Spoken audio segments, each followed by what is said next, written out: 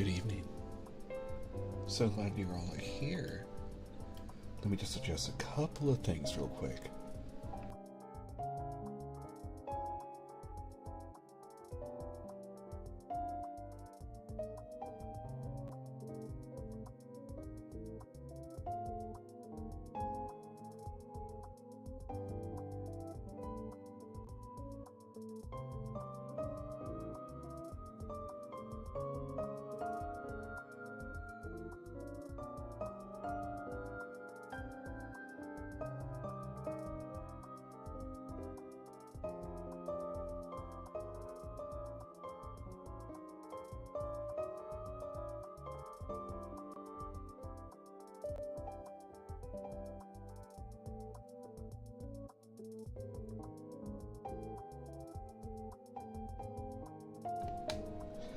I hope everyone's having a good night.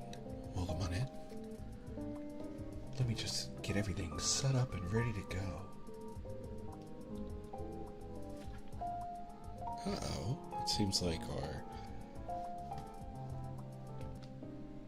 There we are. Seems like there was double up on some audio. I apologize for that. But tonight.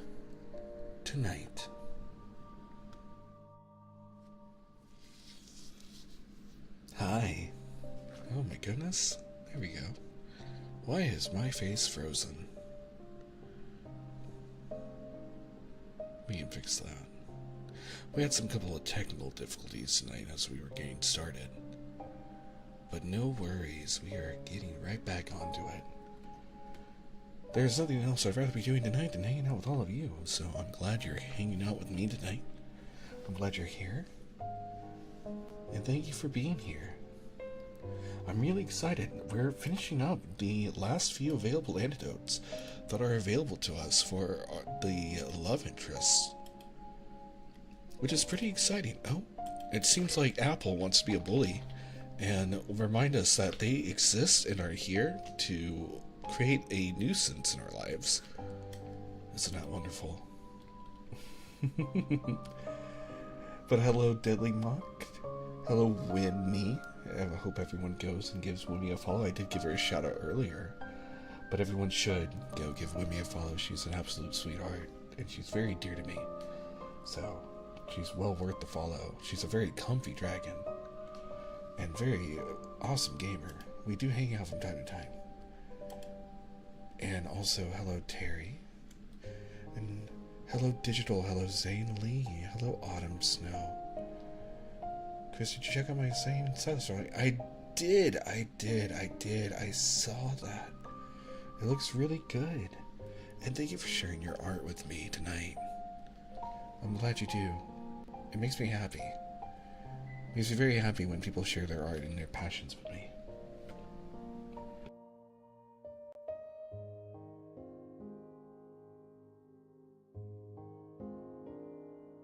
Hello, Dawn. Hello. Welcome on in.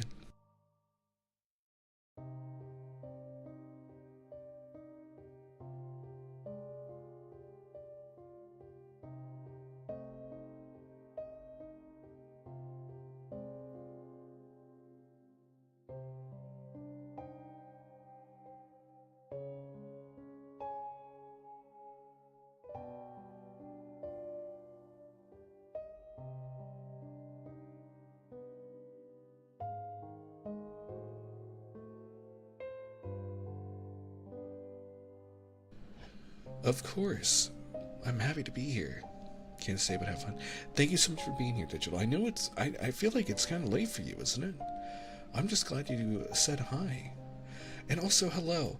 Yes, I usually do not stream Love in Deep Space on Tuesdays, and I usually don't do ASMR on Tuesdays for Love in Deep Space. Usually on Tuesdays we do Love in Deep Space ASMR.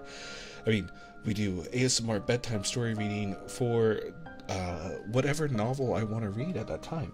And usually the novel that we're reading tonight would have been in Karenina. We would have been in part 3 of our reading of it, but I did have to dip out last Thursday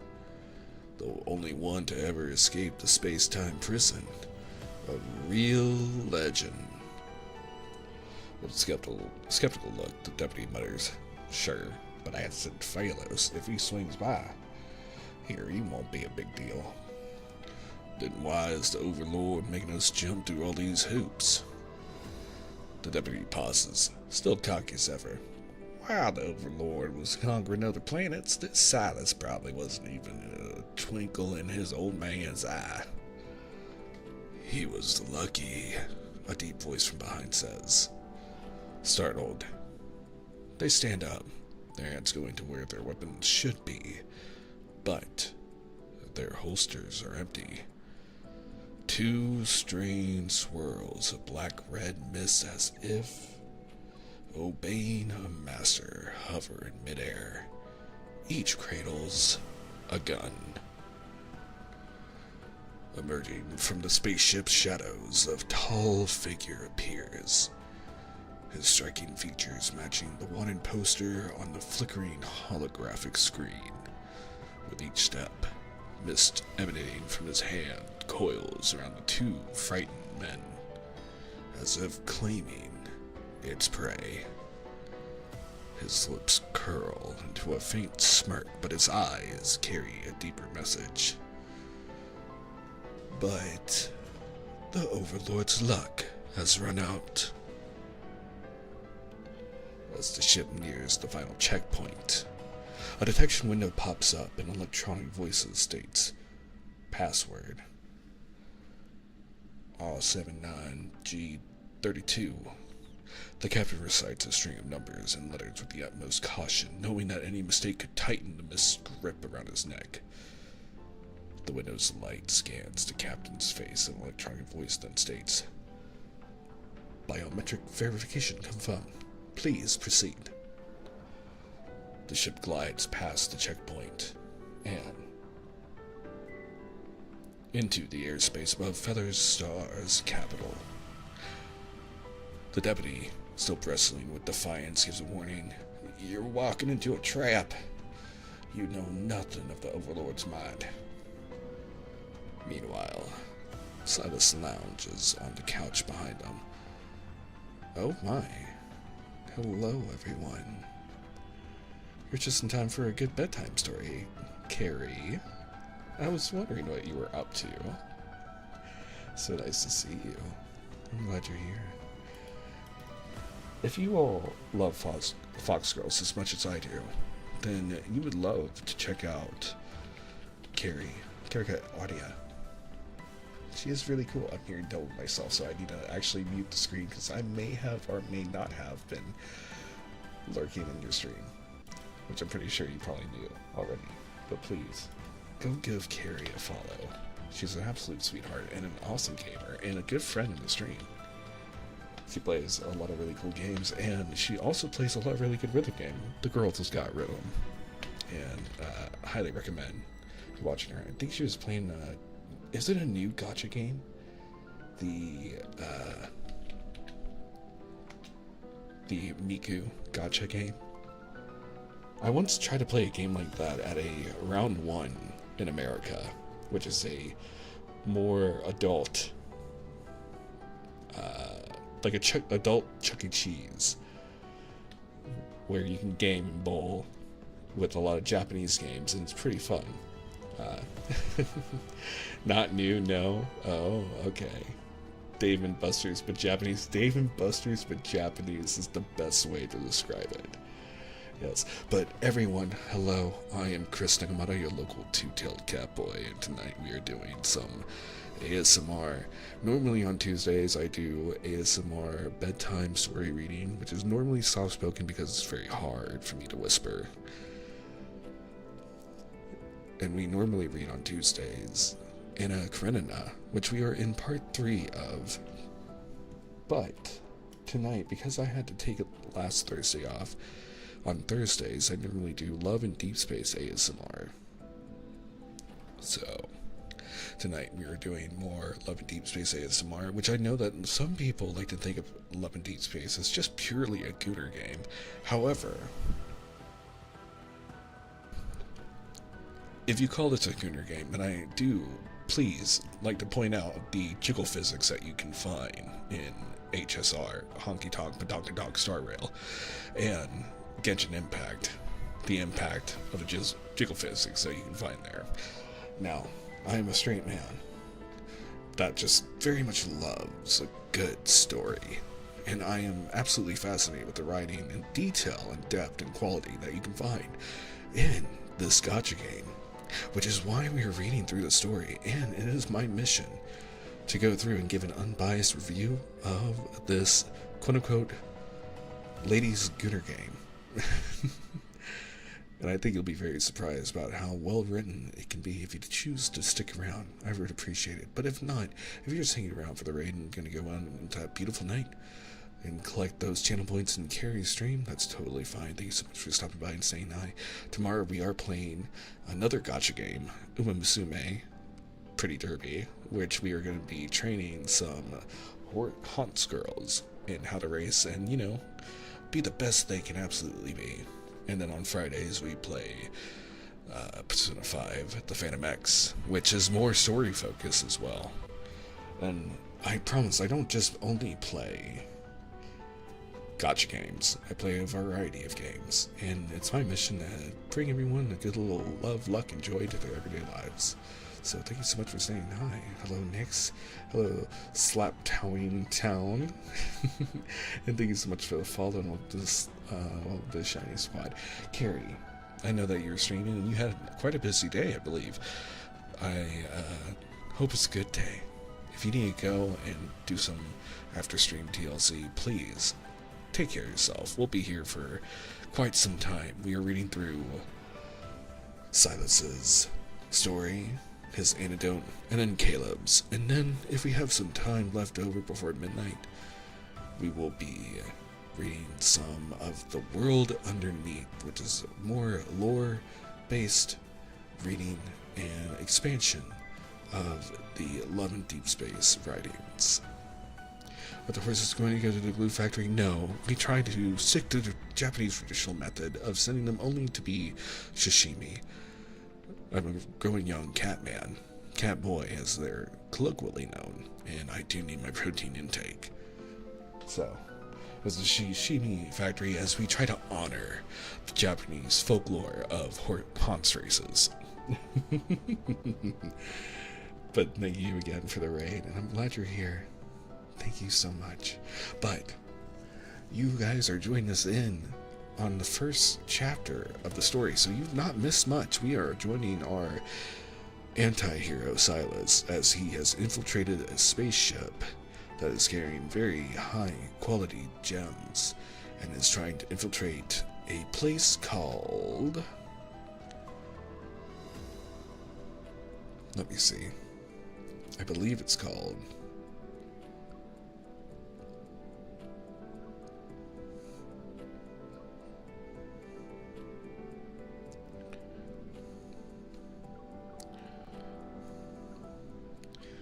into a planet called Feather Star.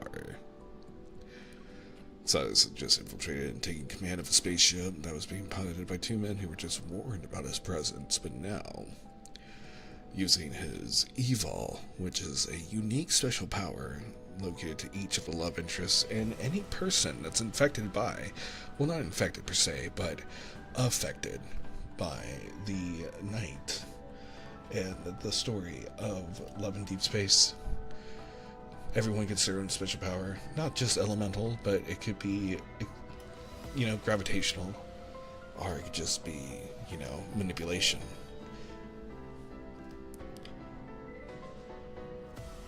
He has infiltrated the spaceship and has now made his way into Feather Star, with a bounty on his head and a hope in his eyes.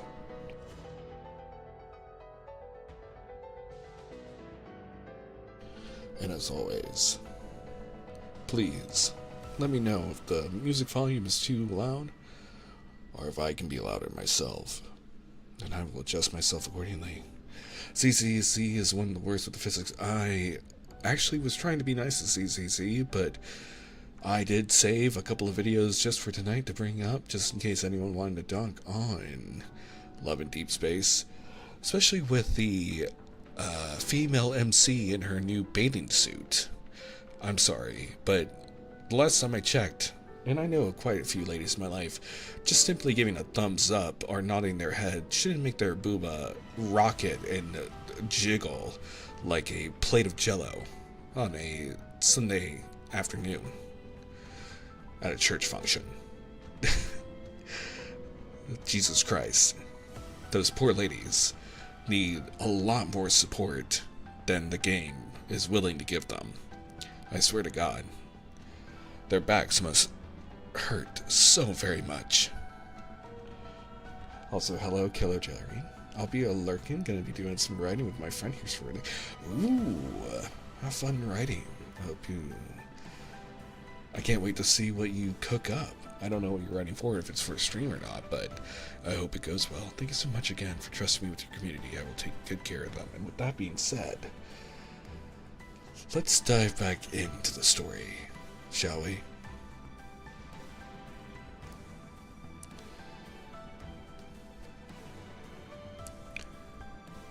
The captain recites a string of numbers and letters with the utmost caution. Oh, it's a fanfic. I mean, you can't just let us know that there is the existence of a fanfic and not share it. I would love to know what it's about. I promise to keep it a secret if you whisper it in my ear or something. Anyway, back to the captain's plight as he's being coerced by Sylus. The captain recites a string of numbers and letters with the utmost caution, knowing that any mistake could tighten the mist's grip around his neck. The window's light scans the captain's face, and an electronic voice then states, "Biometric verification confirmed. Please proceed."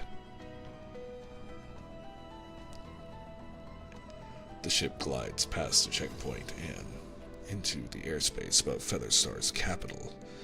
The deputy is still bristling with defiance gives a warning. You're walking into a trap. You know nothing of the Overlord's mind. Meanwhile, Sylus lounges on the couch behind them, idly toying with the confiscated guns. He's unfazed. That depends on whether or not his trap can handle the weight of a spaceship. What the?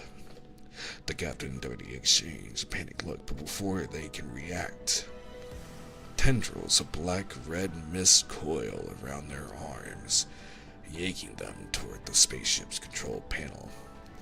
No, stop. Are you out of your mind? We're all gonna die. Click. A crisp noise fills the air, bones giving way under pressure. Amidst screams of agony, their twisted arms are puppeteered by the mystic jab at the control panel's buttons. Unfortunate, I thought the captain had a brain cell. It's the last thing the captain hears as the ship dips and hurls toward the Overlord's fortress. Also, hello, Anna. And yes, Carrie, please, let us know what the fanfic is at least about. Give us a hint. We're all dying to know.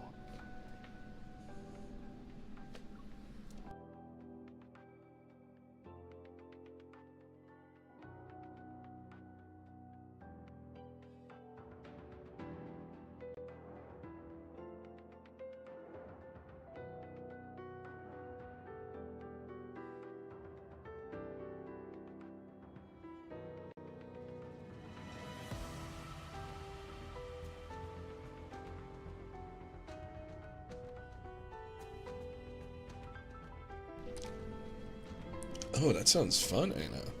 Well, we're just reading through a non-18 plus, well, as far as I know, a non-18 plus reading. But welcome, you're just in time for Chapter 2, Absolute Suppression. The impact caused great fire, illuminating the night sky above Featherstar's capital. The fully armed Overlord hurries to the depths of his fortress where lies a treasured bunker. It was with these very implements that he subdued Featherstar, turning it into a cesspool of vice that leaves galaxies full of dread. As for the army outside, each soldier is a villain, their hands stained with blood.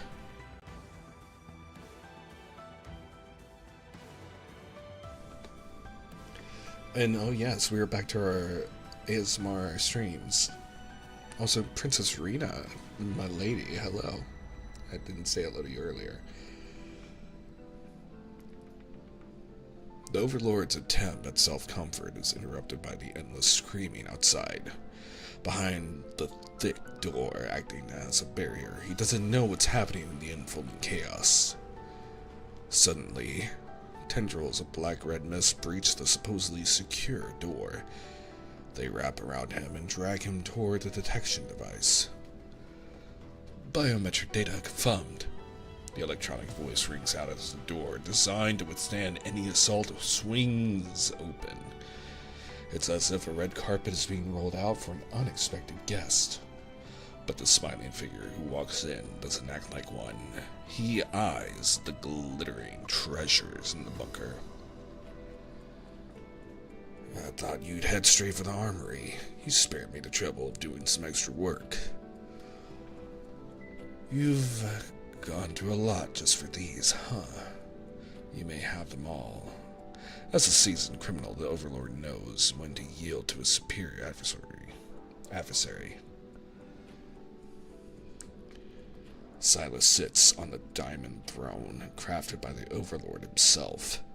The mist obediently fetches the treasures from a cabinet. The Dawn Galaxy's nebulous stone, rain harps, holy crystal. You've certainly plundered your fair share of places. Recognizing these gems so easily, aren't you just like me? It's been ages since the Overlord had to slap on a fake grin. It's a little goofy. You got the muscle. I got the goods. How about we make a deal? Stick with me. I have a bunch of people here ready to kick the bucket for you. Sylus lets out a lazy chuckle as if a bad joke was just told.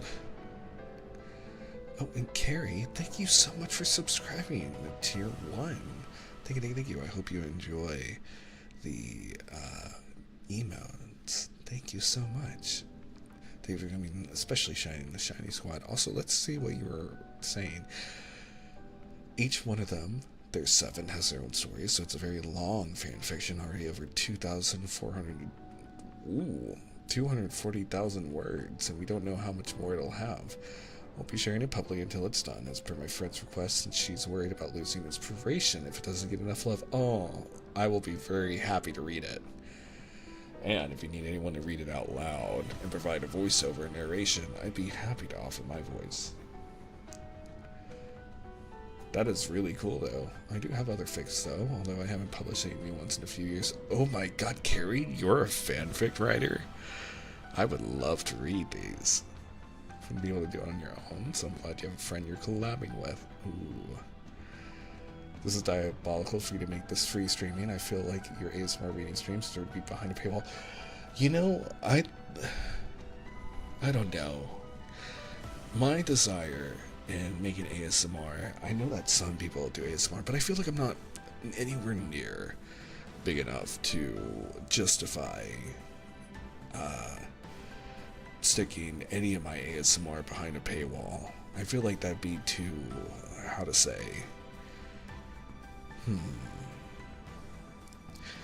I feel like that would be maybe thinking too highly of myself. Especially because as a kid, I always liked it when people always read me a bedtime story to sleep, and sadly I didn't get that a lot. And so I always kind of wanted that. So I feel like now that I have the ability to do bedtime-esque story readings for others, I feel like if I can't have, that little bit of comfort, maybe I can make that comfort for others.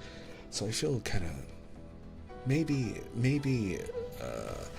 I can craft specific pieces, or specific stories, or specific scenarios to maybe stick behind a paywall, but until then, I feel like until I can justify, I feel like unless I'm partnered on YouTube and or Twitch, I feel like I don't have the right to stick any of my readings behind a paywall. Is this one? You write BTS fanfic? Oh my god. I've read about BTS. This one is an alternate universe where like people have spirit familiars, and the member spirits are the B21 characters the IRL members designed.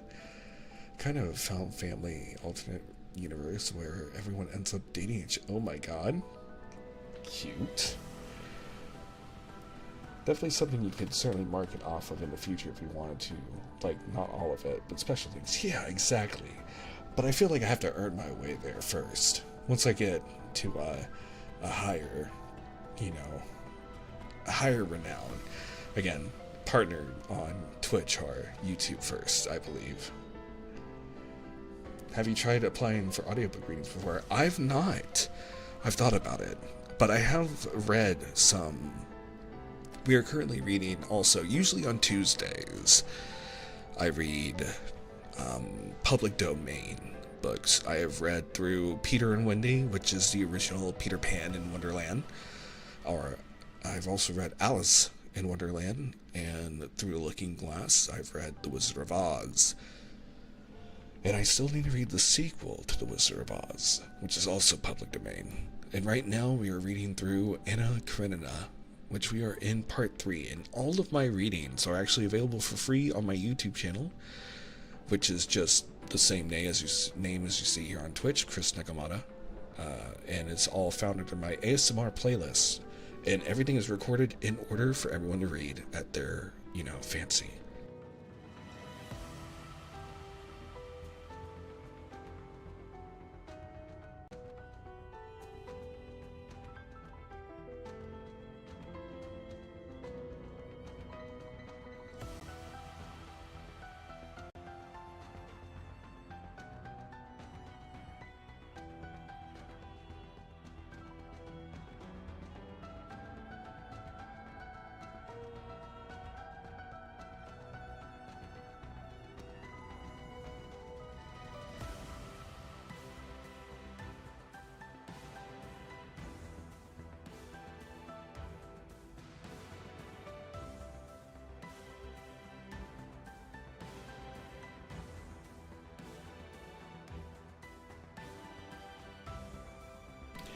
I have heard of warrior cats, and I've had people actually,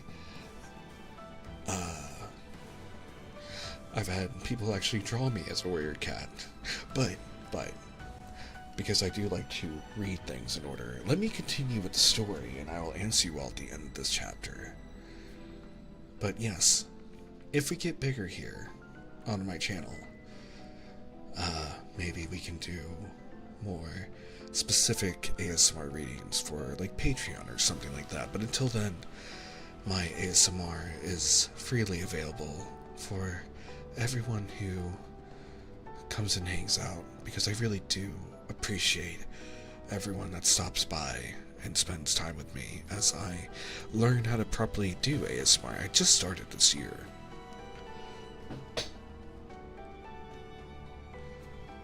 I guess it's a decent comparison, but not quite the same thing. They're kind of spirituality connected. Can communicate telepathically and spirits. Oh my god, that's really cool. I love the Golden Compass. I can't wait to see this fanfic you're writing, Gary.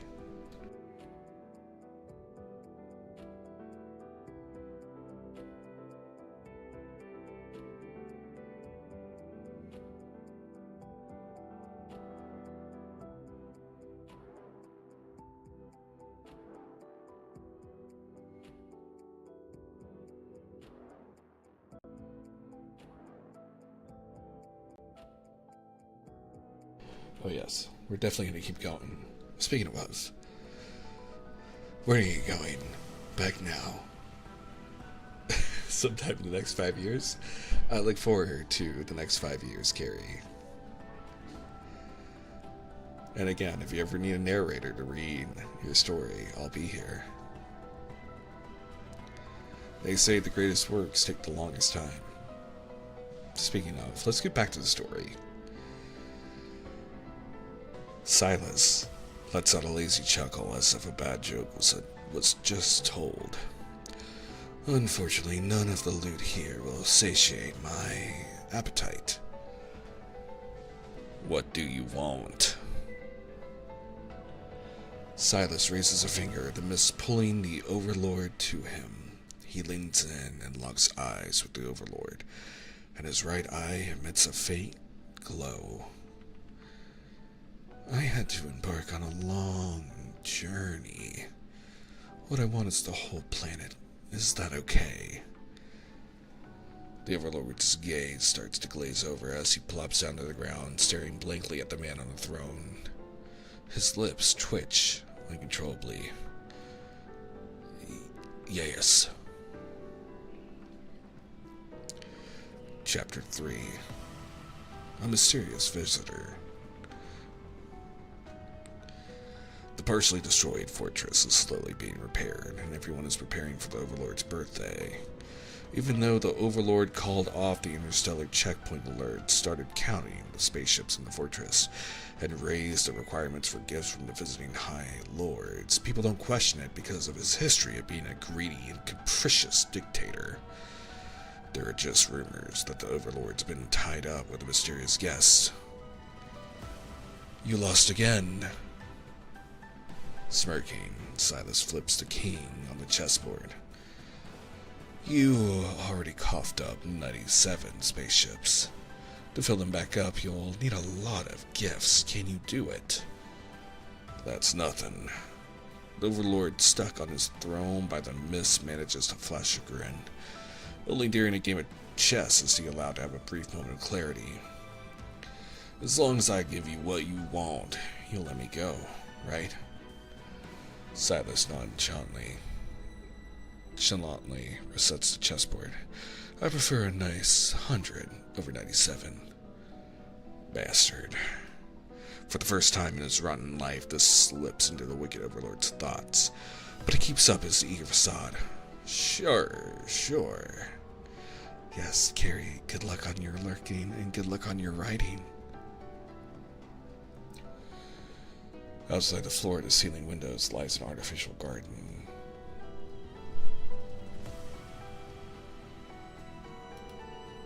Wait a second, just checking one setting before we get into it more.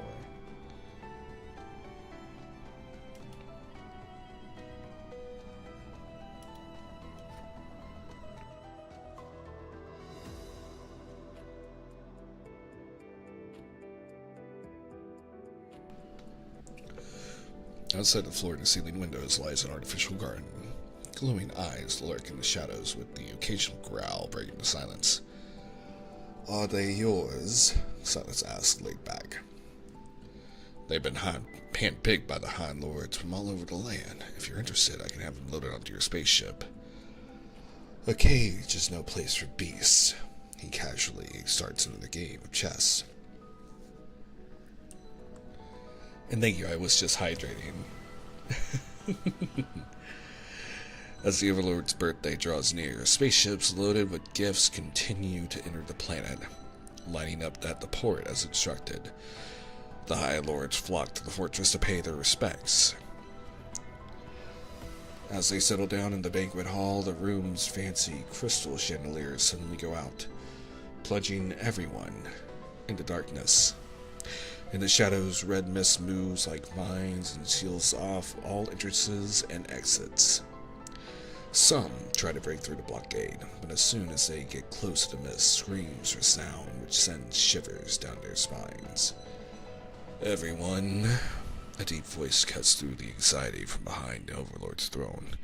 You have yet to wish today's star a happy birthday. Accompanied by the strike of a match, red candlelight flickers. It casts an eerie glow on a sharply outlined face, his light hair barely visible. Sylus casually settles at the edge of the banquet table, sticking a lit candle into the elaborately decorated cake at its center. The faint lighting reveals a hint of fear in the guest's eyes. Oh, wait. I don't know how old the Overlord is this year, Sylus remarks. He taps the area around his right eye. The Overlord, under the sway of some mysterious force, is unaware of his surroundings, so when he snaps out of it, he finds the High Lords all ensnared in the candlelight and mist along the table. You've been around for a long, long time. Missing one birthday won't be the end of the world, Sylus says as he spreads some frosting onto a cake knife. He brings it to the Overlord's lips. But if this is our final celebration, we should make it unforgettable. Sylus, please, spare me. I'll give you anything. As the knife touches his quivering mouth, the sickeningly sweet frosting mixes with the taste of blood, triggering painful vomiting. The undisputed ruler of this dark planet is being played like a fool. It's a sight that's, combined with the name Sylus, leaves the long, extravagant High Lords powerless to fight back. Me, outside, High Lord struggles in his final breath. As if on cue, a deafening explosion echoes from afar and shakes the banquet hall. The Overlord can't help but widen his eyes. That's... There goes the candle I set in the armory. Happy birthday. Sylus relishes the way everyone's faces change in the dim light.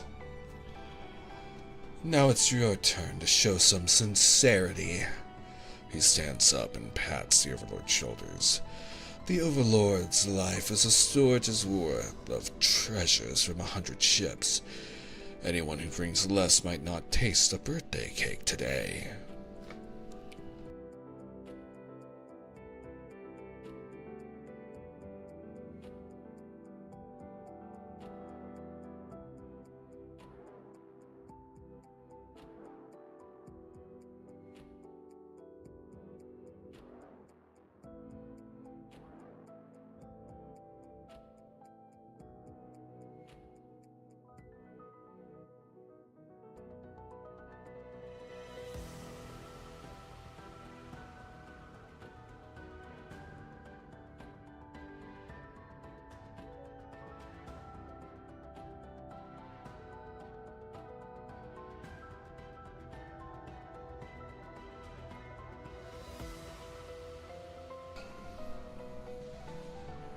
Chapter 4.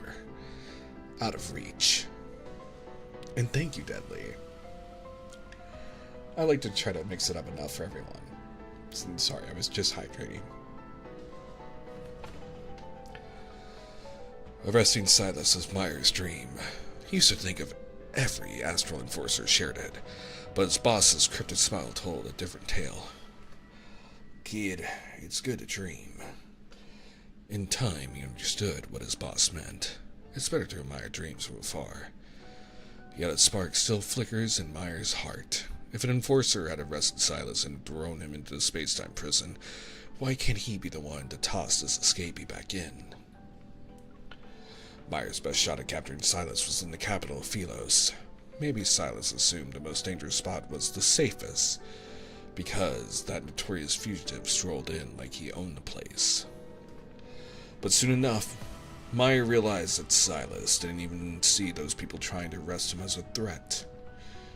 The traps set by the enforcers were like spider webs, crumbling at the slightest touch in the face of overwhelming power. Some squad members, their brains having experienced mind control, were never the same and left the job for good.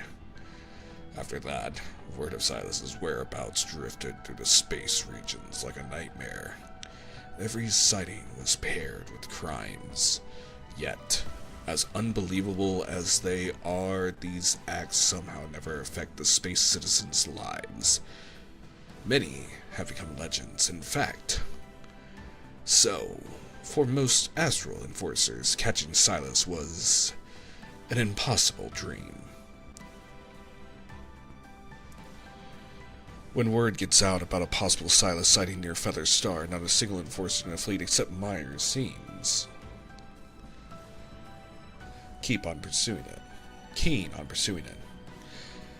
Featherstar itself is like a swamp overrun by crooks, and the astral enforcers have always steered clear of it. Sure, arresting one criminal is fair game, but when the bad guys band together and gain the upper hand, dealing with them is no walk in the park. In the end, Meyer enters Featherstar on his own accord, and the first thing that strikes him is the insane number of ships lined up at the port. These are all the High Lord's gifts for the Overlord's birthday. I have no clue where they went prowling to get such a haul. The number of ships is easily in the dozens. A whole lot more compared to years past, the port official grumbles. Meyer grimaces. The offhand remark of prowling by the official hints that countless planets and regions were pillaged. A squad of fully armed Featherstar soldiers storms into the port. By the Overlord's orders, these ships are now under military control. Once the Overlord's seal is verified by the system, the official watches with deference as the soldiers board each ship one at a time.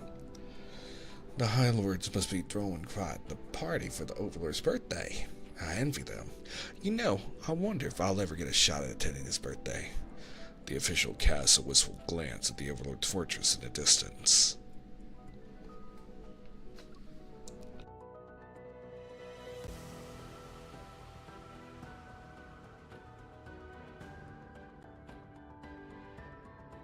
For our viewers over on Twitch, I want you all to know that ads will be starting in 2 minutes. If you want to avoid ads, please, I don't ask this often, but please consider subscribing. Or, if you want to avoid ads altogether, you can always subscribe and watch me on YouTube, which is free. I am dual streaming over there, so you can look me up on YouTube live right now and get the same quality without the ads for free, and watch me over there.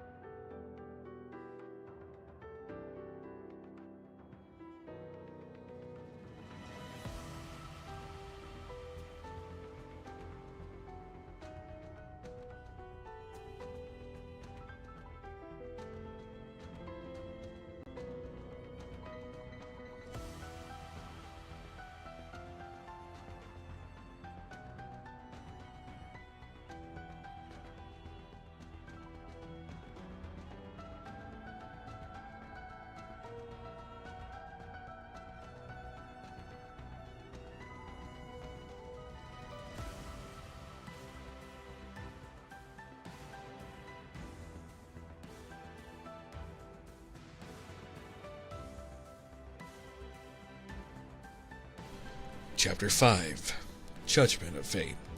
And sorry for the pause, I was clearing my throat and hydrating. Can we get your thoughts up to the Anecdote? Of course you can, Deadly. I'd be happy to give my thoughts. I have many already. After using up a substantial amount of energy for several days, Sylus can keenly feel he's hit his limit. An invisible tether within him holds him back from tapping into more power.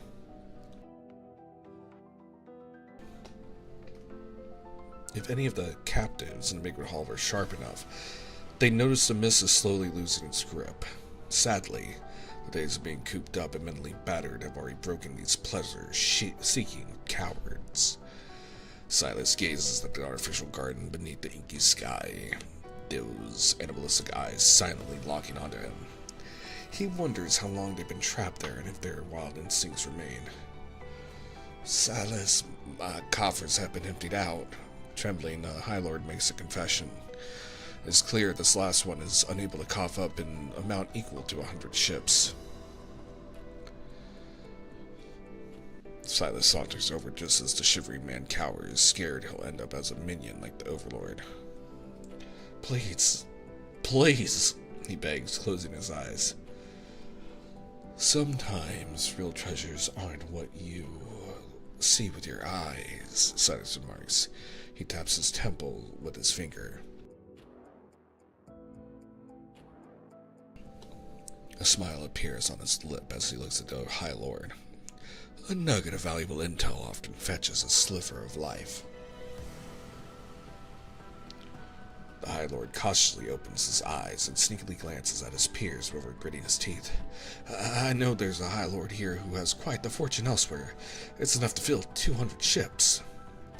With that piece of info revealed, a wave of betrayals and accusations ensues. In a desperate bid to survive, the High Lords turn on one another, spilling secrets as easily as snow falls in winter. I have some intel. It's about the Aether Core. Sylus's fingers pause from their fidgeting with a brooch. He flicks it onto the table, and the clinking of metal sends a chill down the spines of these desperate men. Have you ever heard of the Eye of Aether? The Overlord stashed away in the vaults beneath the Northfall Mountains. Sylus glances at the Overlord's face as he sits on the throne. His reaction speaks volumes. A smirk appears on Sylus's face. He always relishes those absurd yet enthralling twists of fate, just like now, when the elusive echo in the cosmic void he's relentlessly pursued unveils itself unexpectedly. Suddenly, a string of lights appears on the horizon. A fleet of ships departs from the port, forming a dazzling necklace in the night sky.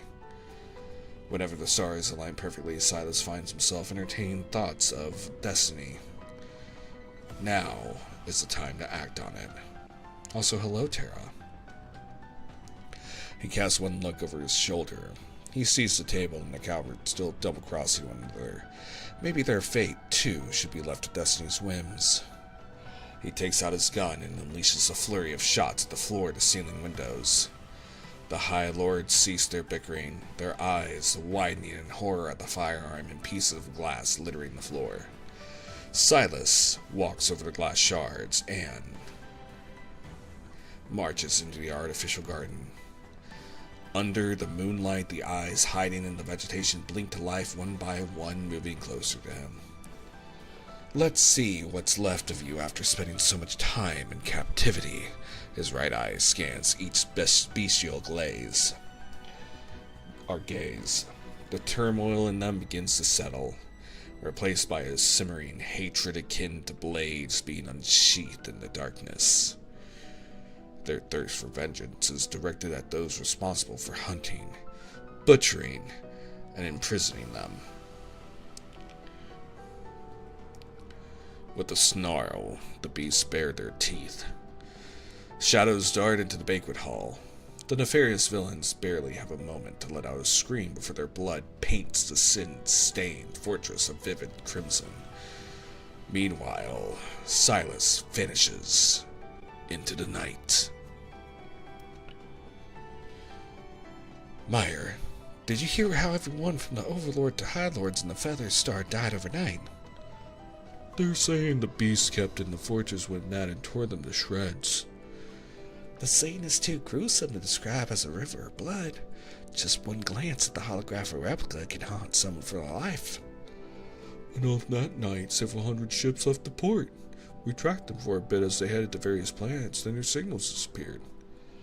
The enforcers in the fleet are talking about the terrifying night of blood that took place on Featherstar. Meyer enters the simulation room, pulling up the crime scene data for a holographic recreation. Fighting through the discomfort, he tries to find evidence to confirm his suspicions. Sylus did it. The enforcers, still in heated discussion, are astonished as their colleague bursts into the room. Meyer projects a hologram. There's a brooch soaked in blood. Something made from the same material as this brooch was there when Sylus escaped from Phylos. Sylus was in the banquet hall that night. He committed all these crimes, even plundered the planet's wealth. The enforcers scrutinized the analysis displayed on the screen. This material is centuries old. It's been used in countless artifacts over time. As legendary as Sylus may be, the idea of one person looting an entire planet still seems far-fetched. But without those tyrants, the creatures of Featherstar were spared. They almost went extinct. Before long, the conversation veers in a different direction. But, in the background, that holographically restored brooch seems to glimmer faintly. It captivates the dreamer, still in pursuit of that impossible dream.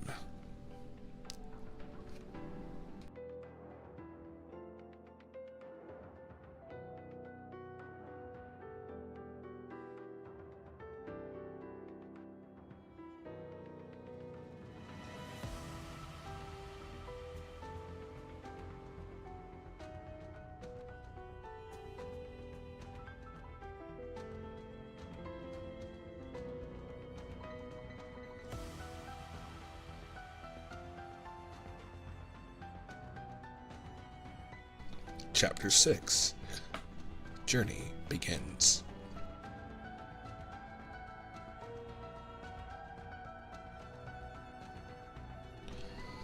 A spaceship traverses the silent expanse of space. Its cabin resonates with the melodies of classical music and the aroma of freshly brewed coffee.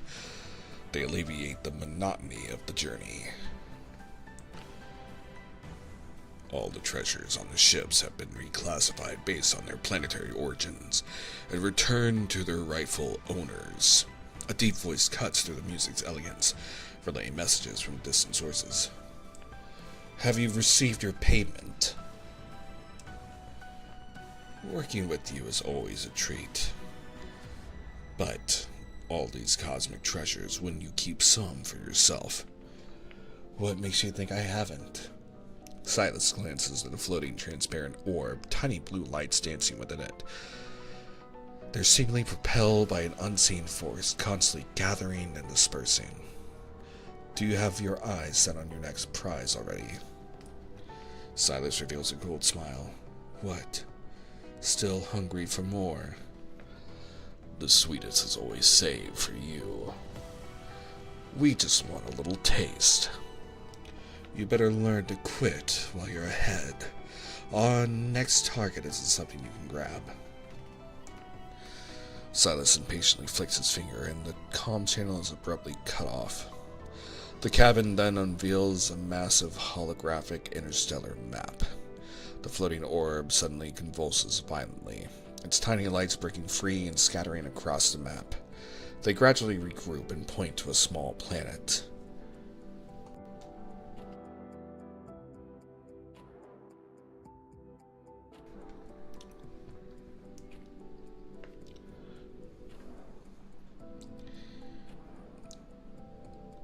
The map zooms in on the destination. Beneath the Eye of Ether, it's encircled by holographic particles in constant flux, which indicate strong energy fluctuations. Sylus observes the map, a touch of melancholy in his gaze. I see it. He slightly squints before commanding the cabin's AI system. Find me a suitable location. Now, searching. Please wait. The electronic voice chimes in. Location found. The area is currently experiencing substantial photofield disturbances, creating a massive vortex of magnetic fields. This twists and refracts light, rendering direct entry impossible. It is forever shrouded in darkness. What a fitting choice. You'd think I belong in a place like that. Sylus reclines in his seat, peering through the viewport, where interstellar particles sparkle like diamond dust. Thank you for the half-hearted compliment. Now, switching to autopilot mode. Have a pleasant journey. The spaceship glides through the floating dust cloud in the internal darkness and heads to a distant horizon. In a place starved of sunlight, only neon lights decorate the darkness. Towering skyscrapers fade into the gloom, exuding a perilous atmosphere at every street corner. It lingers around the passerby. Sylus wanders casually, hands in his pockets, as if navigating the liveliest part of town. If you don't like dying, hand over everything you got, a low voice says. It's accompanied by the cold touch of a gun barrel. Sylus turns, his eyes briefly scanning the large figure behind him. A slow chuckle escapes his lips. Lucky number 13. Before the man can even utter a what, black-red mist deftly twists his wrist, redirecting the gun muzzle to his own temple. While I often enjoy killing time, no one likes flies buzzing around, Sylus remarks, his gaze drifting from the man's pale face down to his attire. Maybe it's because I'm not blending in.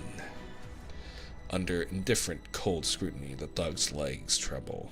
His mind momentarily stops working at the unexpected question. What's the fashion like around here? Huh? The gun floats in midair, its pressure against his scalp growing impatient. Like that. The thug gestures with trembling fingers at an advertisement flashing on the mall's large screen. A man wears a leather jacket as zooms through neon-lit streets on a hefty motorcycle. Sylus raises an eyebrow. All right then. When in Rome, do as the Romans do. The N109 zone is about to greet its new ruler.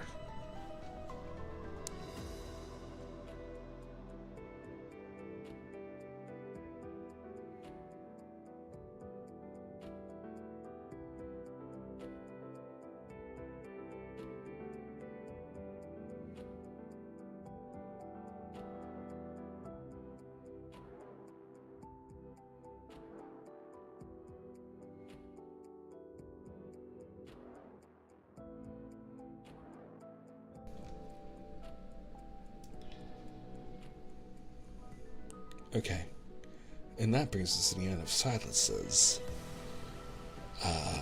story and his anecdote. Also saying, Lee, thank you so much for enjoying my electronic narration. Maybe I could be the next Siri.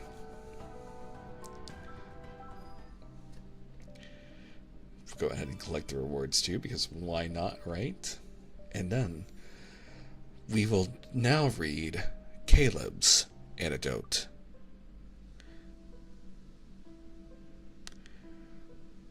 Flashbacks to him waiting for MC on its bike. I know. So that is how Sylus ended up in Lecon City's N109 zone. So interesting. Although we still don't know why he's fascinated with the MC.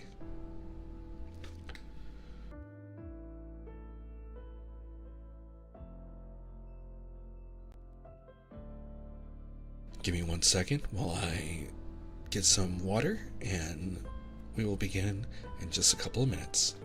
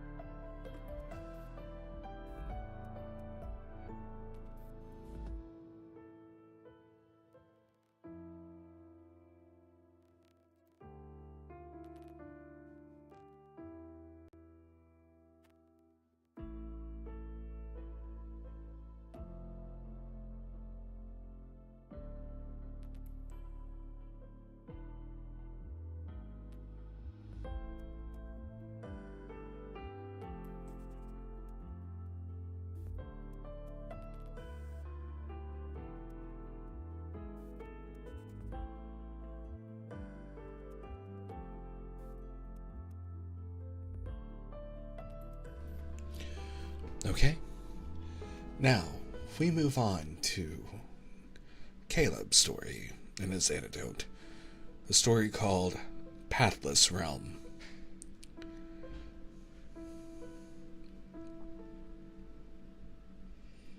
And we do need more anecdotes for Sylus and Caleb. Chapter 1. Training.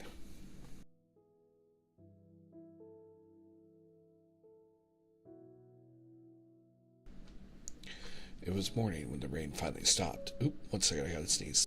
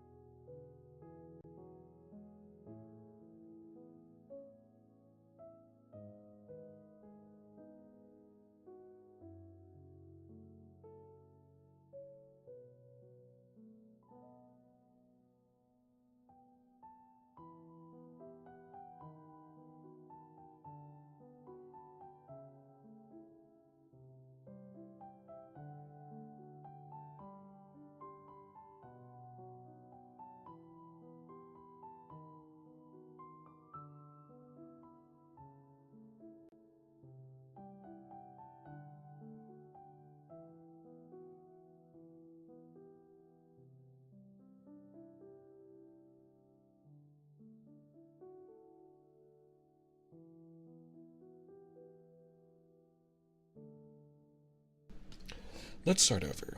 Chapter 1. Training. It was morning when the rain finally stopped. Caleb takes his time getting out of bed before throwing on a t-shirt. With a toothbrush in his mouth, he groggily makes his way to the mirror. Patrick walks up to him, nudges him with his elbow, and yawns. They are announcing the test schedule today. Are you nervous? From the top bunk, Gideon leans down. Please, Caleb's the last guy to be worried about anything. In 2 weeks, the Aerospace Academy will hold its most crucial graduation flight. Assessment. The test will account for 50% of their final grade, and the top-ranked student will have the chance to join the Deep Space Aviation Administration as a trainee pilot. It's an unwritten tradition and everyone's dream.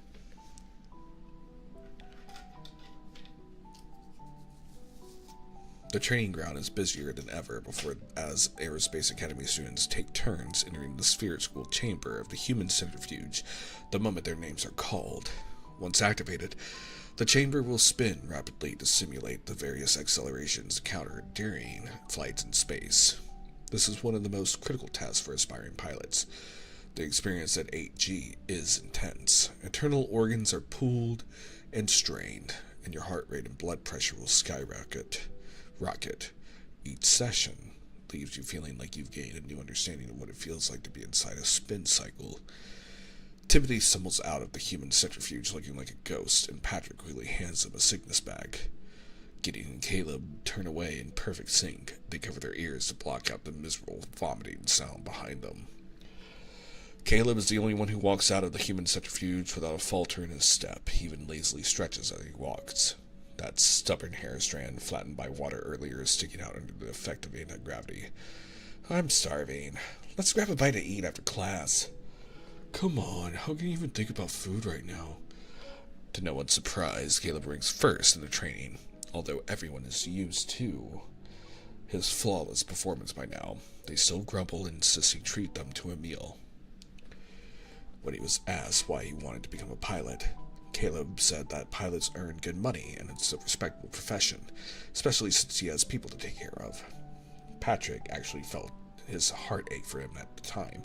Later on, they learned that Caleb entered Aerospace Academy with top marks in every subject, and one of the people he cares for is a girl about his age. She's going to become a hunter. But she's tiny. She just stands there and looks like a small cupcake.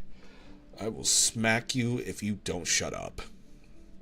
Since the Chrono Rift catastrophe, being a fighter pilot has become a profession sustained purely by passion and conviction.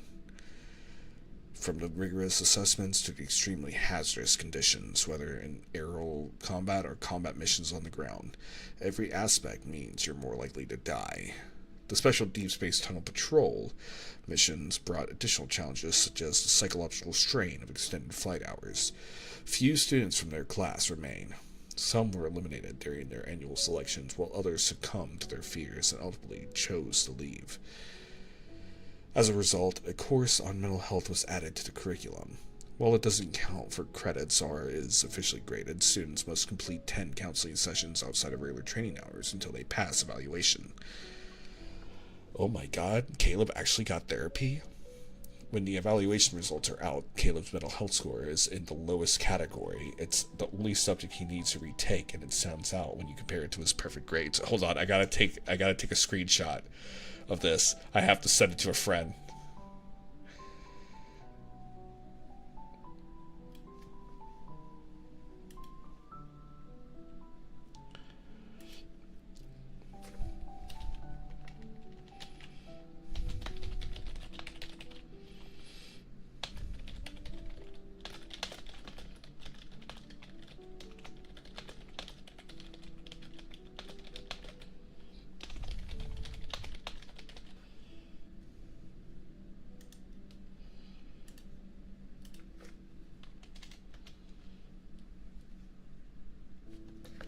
Sorry. I have a very dear friend who I love very much, but we have differing opinions. And as much as I care about her opinion, I have to point this out to her.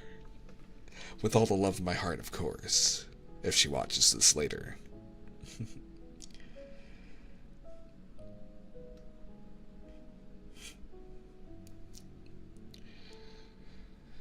The issue isn't considered severe, but everyone is stunned. Did you sleep through the test or just write your name?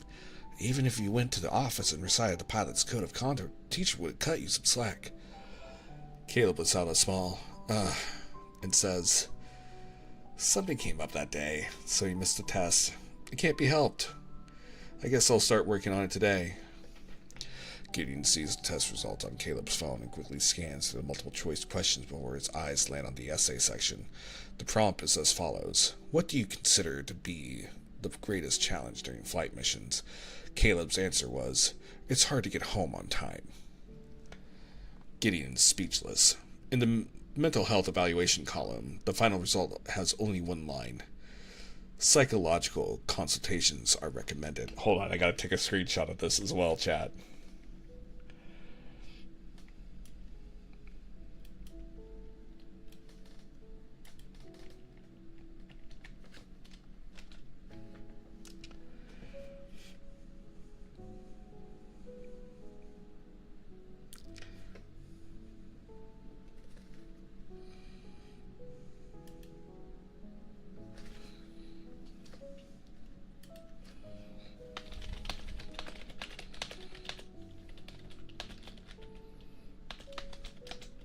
Sorry, I'm sending a screenshot of that as well to a friend saying, like, I'm sure you can fix him, though. She's gonna hate me. Anyway, that's fine. Anyway, Patrick doesn't know what to say. He looks at Caleb, who's putting on his G-suit. Dude, are you twisted inside? I don't know. Maybe I lost my marbles a long time ago, Caleb replies cheerfully. Oh, Terry, no. I'm just teasing.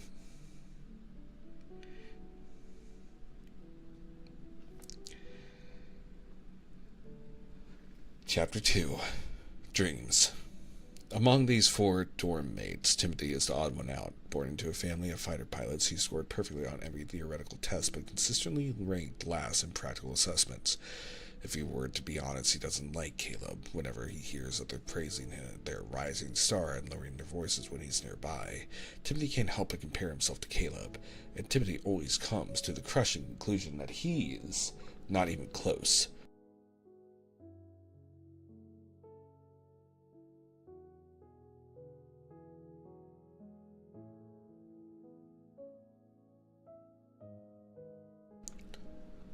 If he can't easily win, then he'd rather lose with apparent indifference.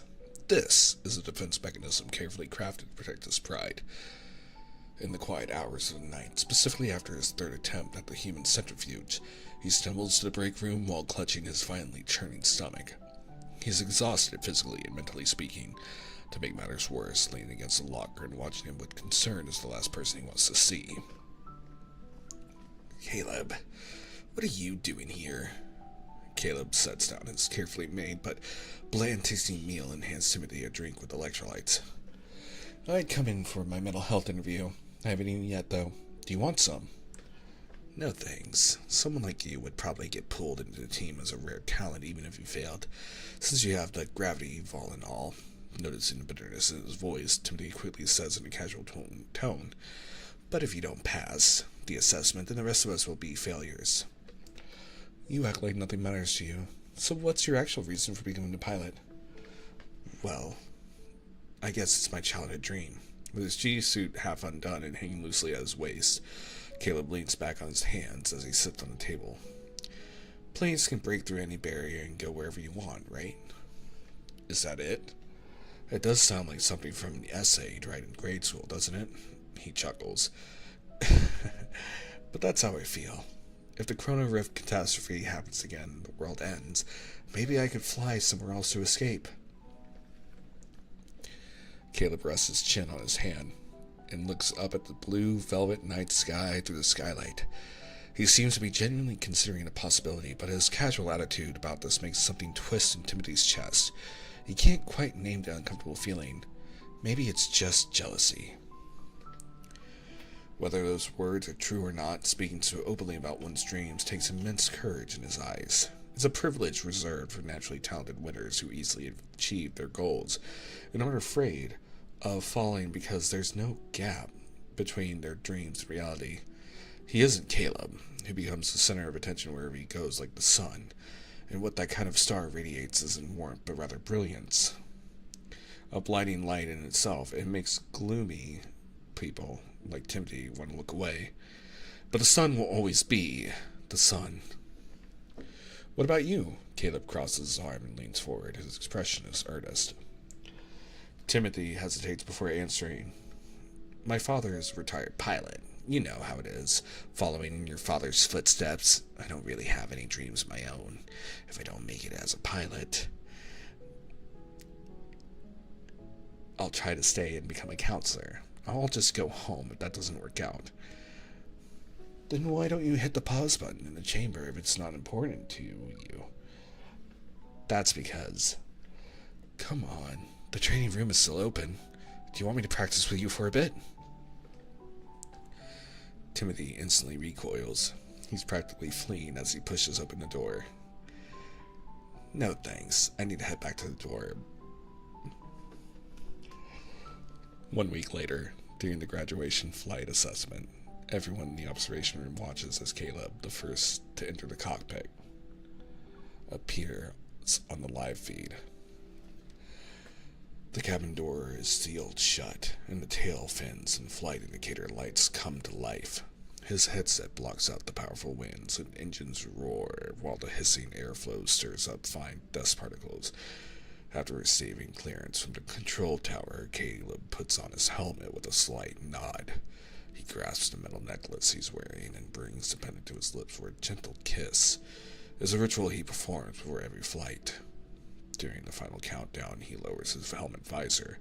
Weather data and route information are reflected in his pupils, and amidst the interplay of light and shadow, his hand grips the control stick with unwavering confidence. The room falls silent as everyone waits for the countdown to end. Noise suppression system activated. 10 seconds to launch. 5 seconds remaining. 3 seconds remaining. 3, 2, 1.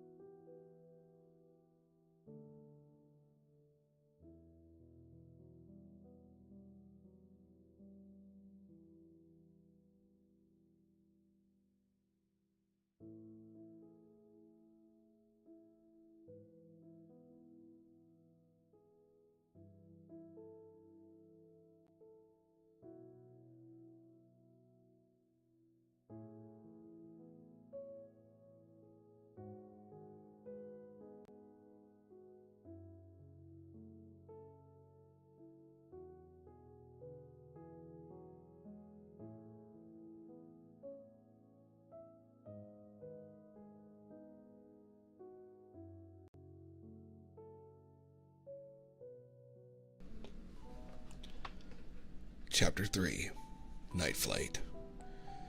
The aircraft smoothly rises through the blanket of clouds and gradually flies into the pitch-black deep space tunnel.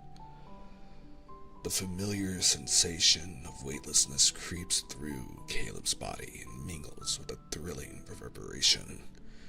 It's as if humanity's most primitive curiosity and desire for exploration that's encoded in their genes is being awakened. Caleb loves this feeling. Here, he is an outsider, trespassing in a world that isn't his own. Caleb recalls a lecture. An old man from the Deep Space Academy said that even with today's rapidly advancing technology, humans have explored less than 0.1% of the deep space tunnel. They haven't even touched what lies at the other end. Maybe the day humanity reaches the other end of the deep space tunnel will be the day that they unlock the secrets behind protocore energy and the Wanderers.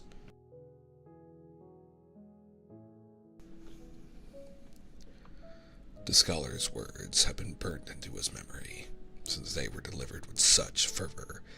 But Caleb doesn't care about these grand visions.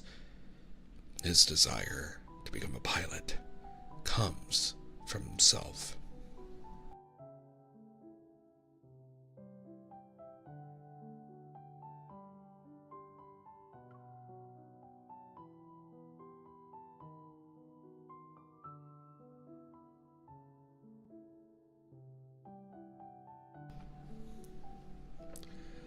On a holographic map, a small section marked as a safe zone shows the aircraft's green indicator slowly pushing back the surrounding darkness as it ventures into the fathomless deep space. Compared to the safe flight zones designated by the DAA, the unexplored regions remain as large swaths of darkness on the map. The mission is to recalibrate the navigational beacons along the flight path. The environment in the deep space tunnel is complex, and previous explorers have mapped out the currently known routes. These beacons serve as signposts. They're like guides who lead others through a desert. The patrol aircraft's tail sensors are tasked with recalibrating 7 beacons.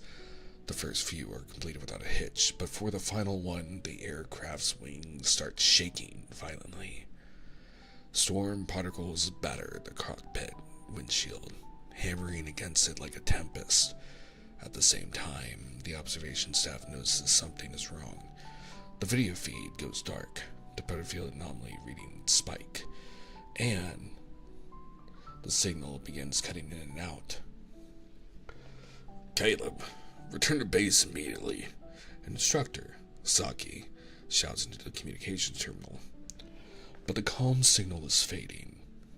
It's gone after one chaotic burst of static.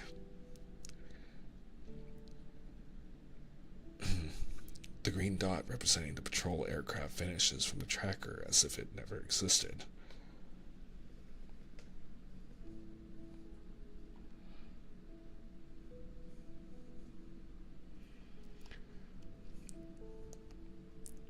When I count to 10, you can open your eyes, okay? When Caleb opens his eyes again, he sees a girl standing beneath a tree. She's not facing him, and she's covering her eyes. They're playing hide and seek. He needs to find a place where he won't be found. With that thought in mind, he turns and walks into the shadows cast by a building. He knows it's a perfect hiding spot. The courtyard is completely silent as the girl finishes counting to 10 and eagerly spins around to start her search. Caleb, where are you hiding? Don't you dare use your evol. Don't you remember our promise? You'll be the hunter. Wait, don't you remember our promise? You'll be the hunter, and I'll be the pilot. With you on the ground and me in the sky, the whole world will be ours. How do planes fly, though? And if you're flying around the sky, how will you come back down? It's like flying a kite. Someone on the ground holds the string, and once the person in the sky feels a tug, they'll fly back down. When you miss me, just whisper my name in your heart. Can you do that for me? But the ground is so far away from the sky. What if we see each other less often? Don't worry. I'll be flying in the sky above you. I'll be one glance away. He regains consciousness, but his mind still lingers in the hazy realm between dreams. He doesn't know how long he's been unconscious. Multicolored indicator lights flicker weakly on the control panel. They're the only signs of life in the silence. The protofield's turbulence completely disabled the navigation system, and while he was unconscious, the emergency survival protocol was activated to maintain cabin temperature and differential pressure. The backup fuel reserves are almost depleted. Prepare for failure before departure. That's the first lesson Caleb learned at Aerospace Academy. But he doesn't want to fail. He only wants to win. With most of the power systems shut down, only the weak distress beacon remains lit in the patrol aircraft. Like a paper boat that has no way of knowing when it'll reach the shore, the aircraft drifts alone in the depths of the deep space tunnel. Removing his noise-canceling headphones that was playing Coldplay and visor, Caleb sees his reflection in the cockpit's transparent glass. After thinking for a while, he decides he should write one last letter. Until now, he never imagined death. To him, flying always felt like a life-affirming chase of freedom. No bird imagines falling when it takes flight. But where would the paper and pen be in the cockpit? Never mind. Despite being used to it, the dull pressure in his temples is becoming harder to tolerate. He slumps back in his seat, his mind drifting as he considers the chances of a rescue aircraft reaching him. Even if they can overcome all obstacles to reach this unknown location, his remaining fuel won't last long enough for them to find him. Caleb suddenly remembers his third psychological conditioning class, where the instructor discussed the meaning of death with him in earnest. When people look down from great heights, they experience an illusion of owning the entire world. It's a powerful feeling, where everything within sight belongs to them, as if there were no darkness too deep to dispel, and no boundary too wide to cross. But for humans, flight itself is ultimately an illusion, one that always carries the risk of falling. Every flight could be a one-way journey, so you must find your own reason to keep going. His hand moves to his chest.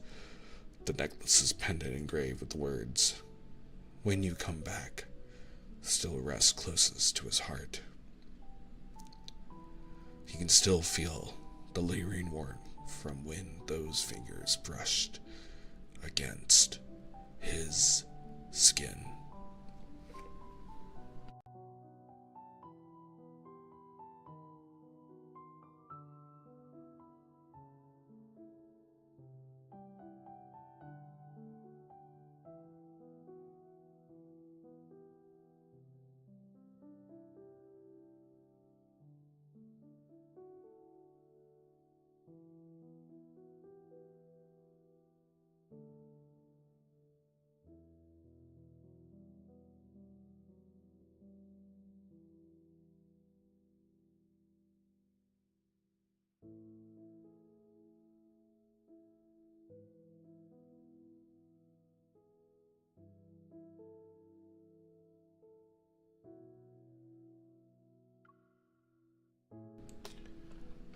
Chapter 4.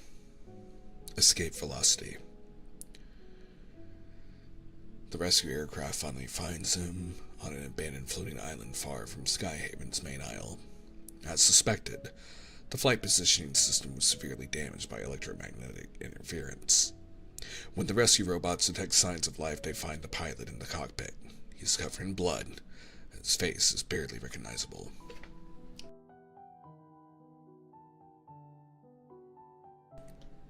The young pilot who vanished a week ago somehow made it back alive.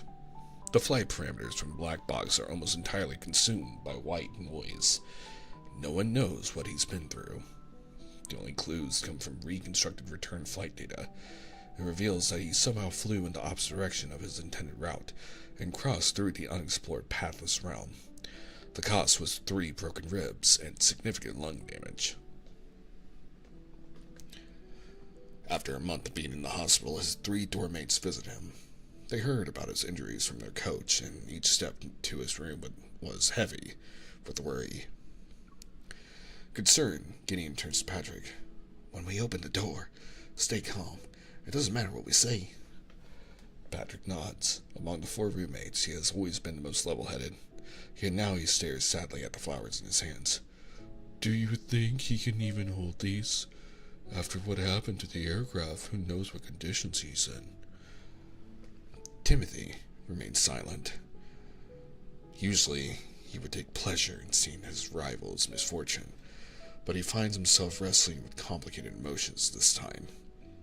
Even if he doesn't want to admit it, he thinks a brilliant rising star shouldn't fall from grace like this. Behind them, the wind pushes open the half-closed door and carries their voices into the hospital room. They rehearse solemnity, there we go. They rehearse solemnity. Goodness. They rehearse solemnity. I never even know this was a word. Solemnity. There we go. The rehearse solemnity awkwardly ends as Gideon takes the lead and steps inside. Sunlight filters through thin curtains and illuminates the game controllers and comic books scattered across the hospital bed. Despite the IV being fixed to the back of his hand, Caleb is holding his phone between his ear and shoulder. He speaks in a cheerful tone. "Got it. When you're at my graduation, I'll make sure you get a front row seat. How does that sound?" "Yeah, someone's here to get me for training. I'll go home for my next break. And then we can go anywhere you want. I'll follow your lead." As he hangs up, Caleb finally notices his 3 visitors standing in the doorway. They're clutching fruit baskets and flowers. After enjoying their rapidly changing expressions for a bit, he pauses for dramatic effect. With faux sincerity, he asks, "What's wrong? Do I have terminal illness now?" Caleb survived virtually unscathed, and during his month under surgical observation from the orthopedic medical team, his vital signs miraculously returned to normal. While the hospital equipment detected that his body had been exposed to some unknown electromagnetic radiation in a deep space tunnel, current observations show no negative effects on his health. He might even be discharged after 2 weeks. Hearing this, the gloomy atmosphere disappears. Gideon pulls up a chair beside the bed and eagerly gets into academy gossip. Only Timothy remains quiet, falling into his usual role as a background character. When he first heard about the crash, his initial disbelief quickly spiraled into despair. "So, what's actually behind that no-fly zone? Some super agent wanderer, or is it a legendary gateway to another dimension?" "I saw people from a civilization on a higher plane of existence. They keep glowing prokaryotes as pets, and they invited me aboard their spacecraft." "Really? What do they look like? What did they tell you?" "If you want to know, you have to fly there yourself." You just made that all up, right?" When visiting hours are over, Gideon and Patrick share their good news. They both passed their flight assessments while he was recovering. They might even meet up at the DAA in the future. When Timothy notices Caleb's gaze turn to him, he forces himself to reveal a sheepish smile. Me? I'm not taking the assessment. Anyway, we should go. In the elevator, he realizes he left his withdrawal application in the hospital room when he was in a rush to leave. When he reluctantly returns, Caleb is still resting against the bed with his eyes closed. "Why are you giving up?" Caleb asks.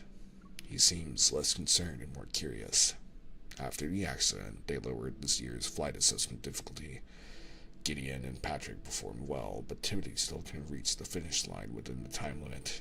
Admitting this is in front of someone would be murdering his reputation and pride. He turns and looks at Caleb for a while, but Caleb just watches him curiously from the hospital bed. It's as if he can't imagine the reason. Unlike you, I'm not one of fate's chosen ones. It's so easy for you to claim victory. Even in moments between life and death, you somehow manage to slip away. He heard bits and pieces from Zaki about how Aerospace Academy immediately launched a rescue operation after the incident. They used the final navigational data from the beacon to track Caleb down. In one of the deep space tunnel's unsafe areas, the aircraft's autopilot miraculously held out for dozens of hours and carried him through the turbulence. I was lucky, huh? Surviving the deep space tunnel and getting back safely? Caleb's tone is casual, but the mirth has faded from his eyes. That's why I deliberately cut off the signal. I gave up on coming back.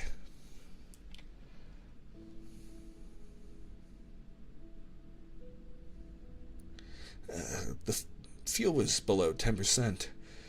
Even with the minimum power mode activated and the aircraft systems only running its most essential functions, it wouldn't buy a lot of flight time. Instead of waiting for rescue, I thought I could take a chance. Aren't you scared of dying? I am. Terrified, to be honest. Caleb calmly looks at him and smiles.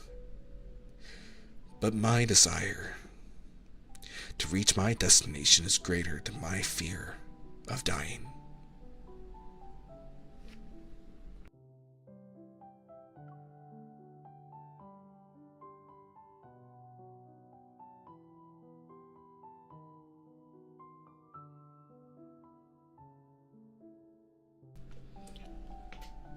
Chapter 5.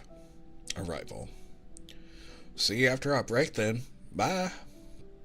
His friends' voices pulled Caleb back to reality. Gideon and Patrick had already run to their train. They wave at him through the window.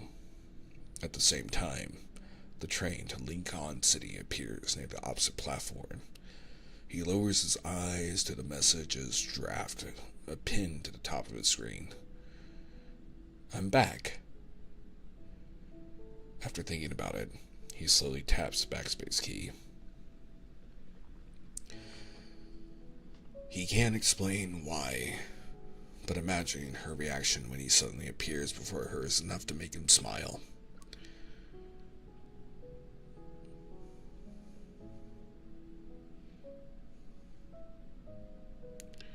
Well, look who it is. Josephine's boy is back. Caleb, take some fish with you. It's all the house. Caleb, we need someone to be the master of the household when we play pretend. Do you want to join us? Caleb declines the neighbor's invitations with a smile.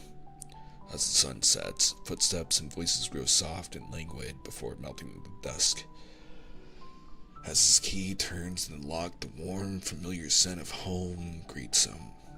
He enters the living room and goes upstairs. As expected, her room is the only one with the lights on. Past the slightly ajar door, he finds her asleep at her desk. She's surrounded by a half-wrapped gift and unused ribbons. One card reads, "Congratulations, you passed the selection," while another one says, "It's okay if you didn't pass." Caleb unconsciously smiles at her carefully written words. In a dimly lit room, the sunset's light filters through the curtains. Light and shadow alternate as they cross her profile, and he's reminded of dusty piano keys. He slows his breathing and footsteps. Ever since the accident, his symptoms of dissociative amnesia have become more pronounced. Chaotic dreams are a more frequent occurrence. The doctor says these are common after effects of deep space tunnel navigation, and a full recovery will require an extended period of rest. The medication has sedative properties with low fever or drowsiness as side effects. It's important not to use it too often to avoid dependence. Evol monitoring experiment number 742 will now commence. This test subject is donor 002. The subject's age is approximately 9 to 10 years old. Several pairs of hands methodically attach data monitoring electrodes to his temples. The door closes. In the pure white room, a mechanical alarm clock sits in the center of the table, its second hand ticking in silence you'd only witness in a vacuum. Under multiple gazes, he raises his hand. Within moments, an invisible force compresses the mechanical clock into a metal sheet, as thin as a cicada's wings. Time seems to stop. He knows he's always been good at destroying delicate things.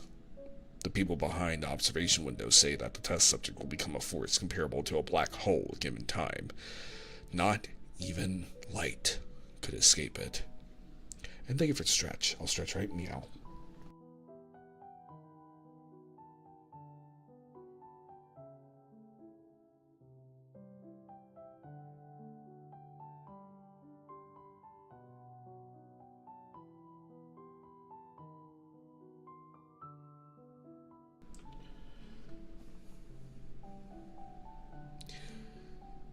The dream shifts, and shadows swallow everything again. He pilots the patrol aircraft alone through the deep space tunnel. Darkness surrounds him. Human existence blurs in absolute silence. He's reduced to an insignificant pixel, a disconnected signal in this vast universe.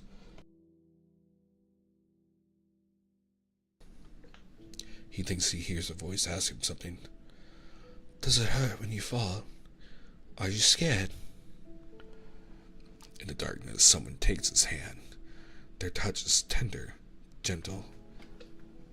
No matter how many times it takes, I will always catch your hand. We'll always be under the same sky. Then the warmth of the touch vanishes. When he opens his palm, he sees a seed gleaming with a silvery white light. It's something he's never seen before, like a tiny gift. In the next moment, boundless darkness closes in around him, cold and silent. It grips his throat and slowly chokes him until he can't make a sound.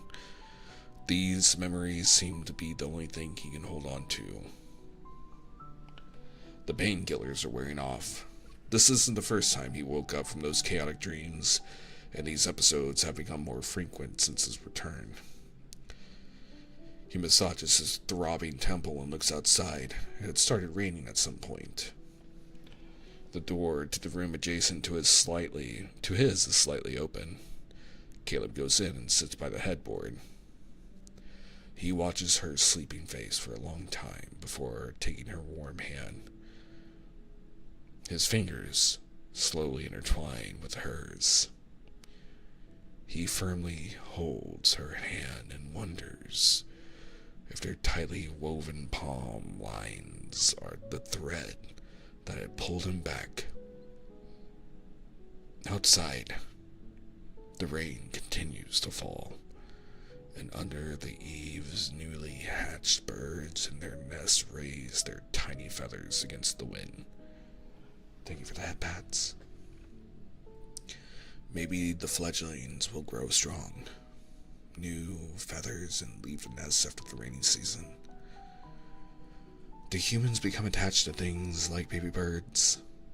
He isn't sure. Maybe he's a trapped bird.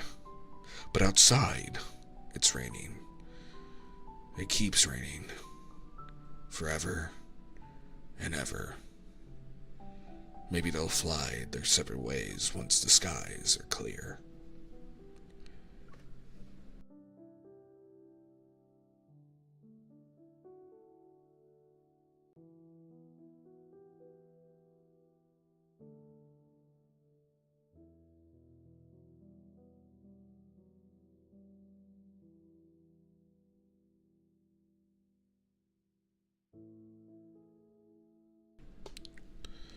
Chapter 6, Graduation Ceremony.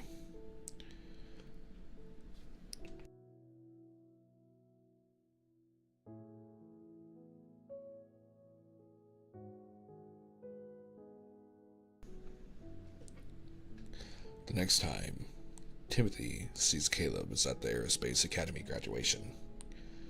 When the DAA published their selection list, Gideon's and Patrick's names appeared. But Caleb's name was nowhere to be found. He only appeared at the bottom of the follow-up list as an alternate candidate with the requirement of a secondary flight assessment. Timothy thinks this must be a devastating failure for someone who's used to being first. Maybe it's even humiliating. The wide-angle lens captures the crowd in the plaza. They're under a sky where clouds flow like water and the blazing sunlight shines. Caleb stands in his official pilot's uniform. He's holding a bouquet of pale blue flowers and smiling at the camera. Wherever he goes, people's gazes follow him with admiration or envy. Their voices drop below a whisper at his name, but his eyes stay fixed in one direction, and his gentle gaze holds whoever he's looking at as if they're precious. You didn't contact me for 2 months. Are you actually not going to explain where you went? I told you, it was an intensive training exercise for situations where I'd be isolated. No communication devices were allowed. Really? Don't lie to me. I'll ask Gideon and the others. Go ahead. I'm telling the truth. But why are you on a first-name basis with them? Am I not enough? Come here. I got this huge bump in the training chamber, but here you are, not feeling sorry for me in the slightest. Really? Let me see. What bump? Is this a pimple or a mosquito bite? Caleb, when did you become so fragile? Can shared determination carry someone through pathless realm? He used to think that starting a journey was important. The path itself was important. But in the end, he understands that knowing who you are and where you're going matters more than anything.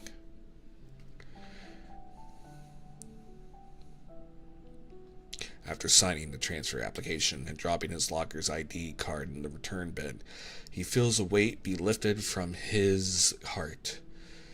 If every flight route has a destination, then maybe he never found his because this wasn't his path to begin with.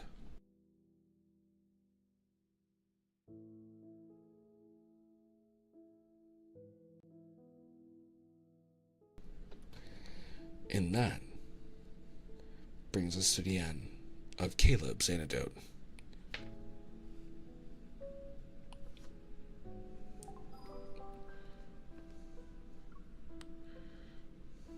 Go ahead and collect my rewards from that. And now,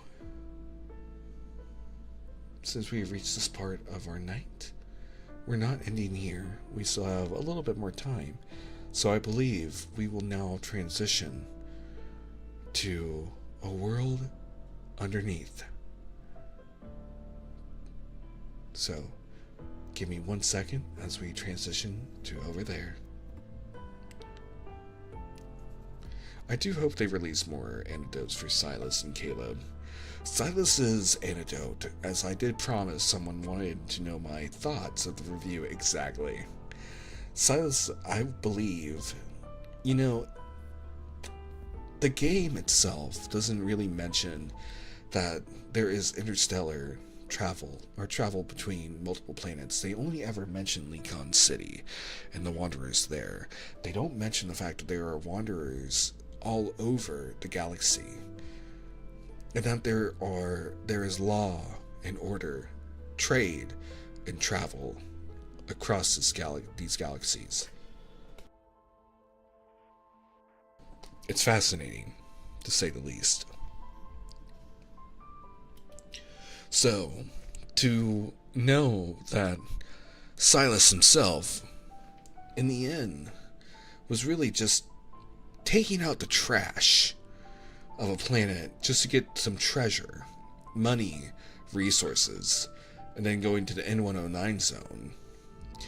It's amazing the fact that he could have taken the entire power of that, something even more than the N109 zone. He didn't need that little city. He could have had planets under his heel, which is fascinating.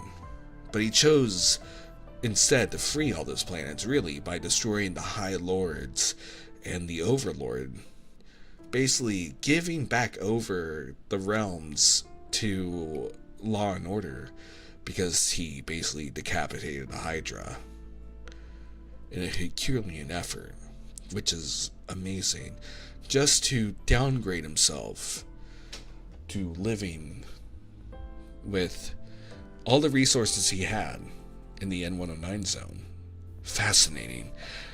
Which is why I also say we need more backstory of Sylus, because that doesn't even give us an inkling of where he comes from, or why he's here, or what brought him to the N109 zone. Why is he after the MC?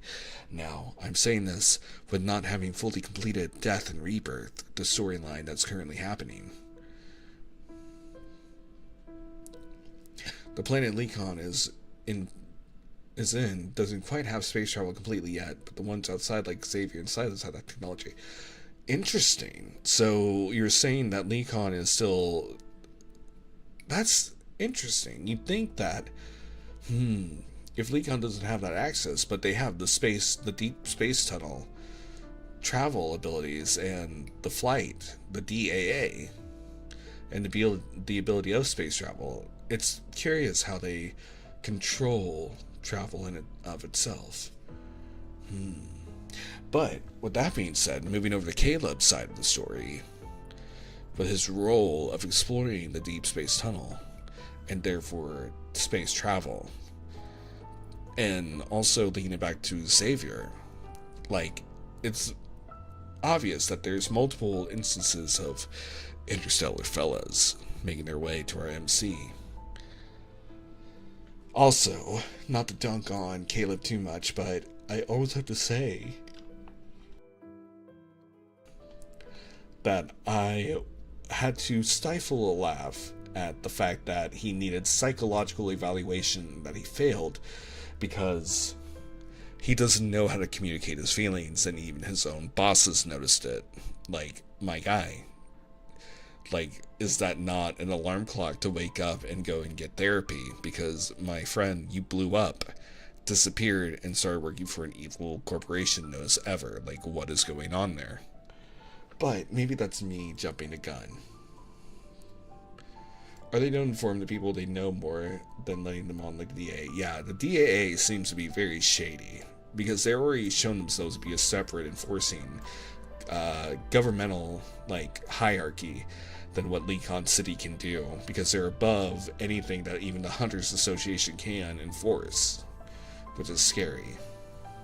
Yeah, the psych evaluation, like, come on. Like, my friends, like, you can't fix them.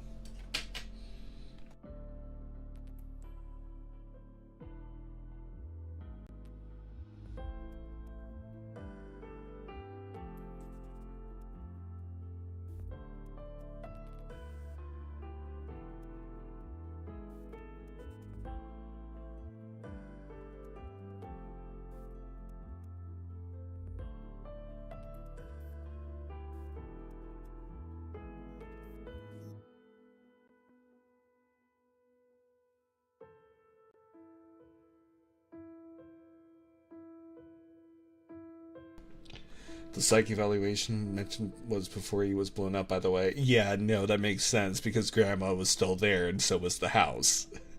But it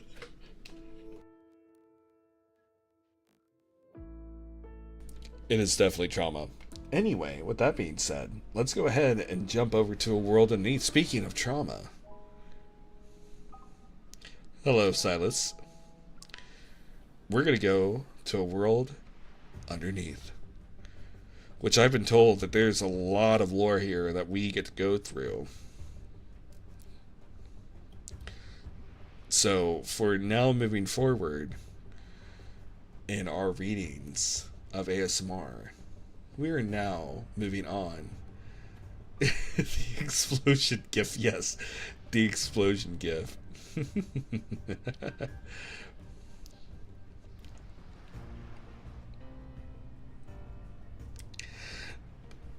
We now begin our journey into a world underneath.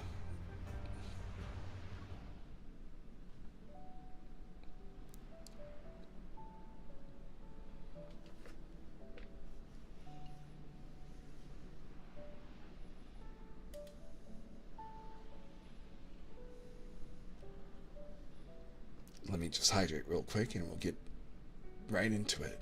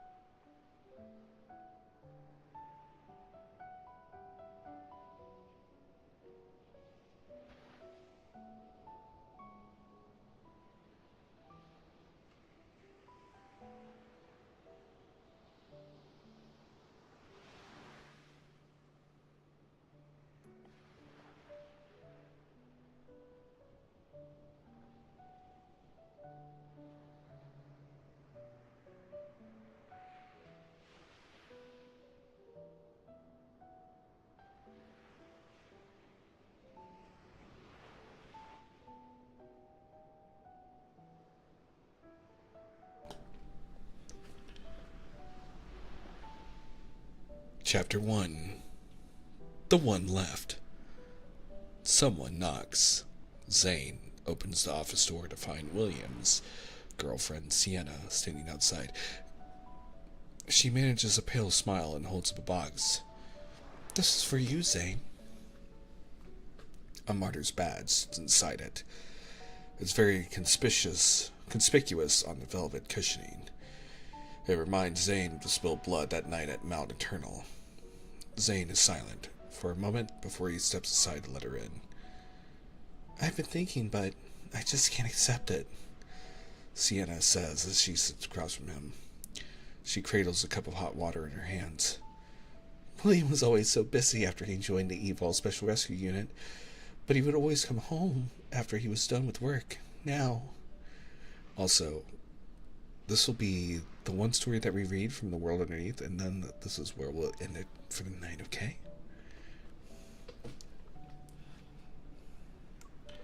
Her hand clutches around the cup as her lips tremble uncontrollably.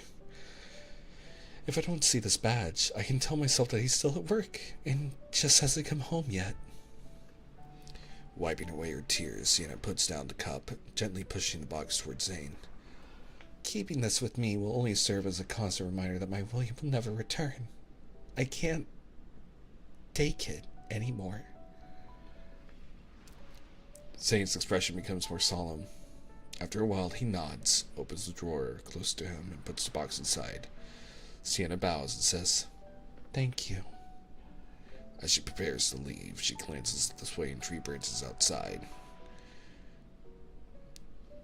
"William told me that you and Dr. Noah would return to the university together every year during the first year admissions. He was always too busy to go. Zane." Sorry. I got distracted.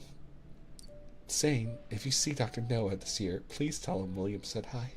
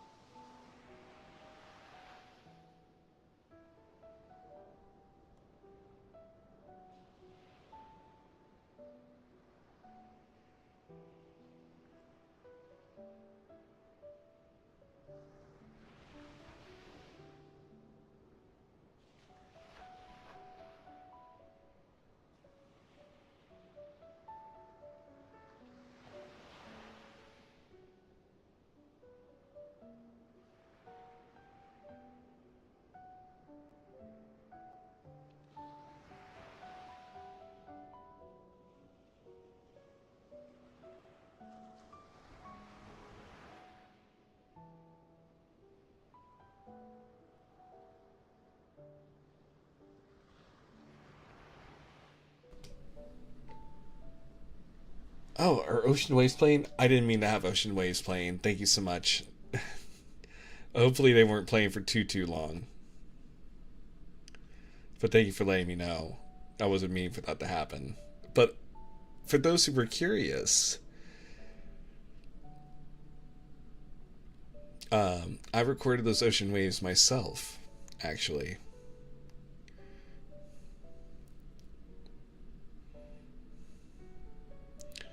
So I hope that you enjoyed that background noise.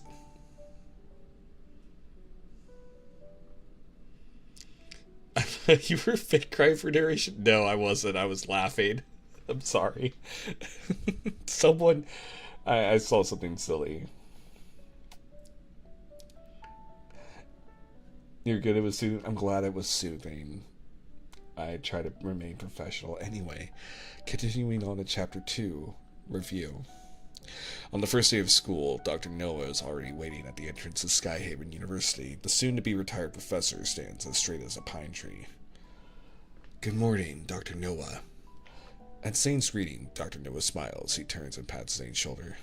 "Well, it's just the two of us this year. Will was too busy. And now you are too. I wonder who'll come with me next year." His expression changes as he sighs. "That boy, Carter. Never mind. William sends his regards," Zane says. "I'll also accompany you every year from now on."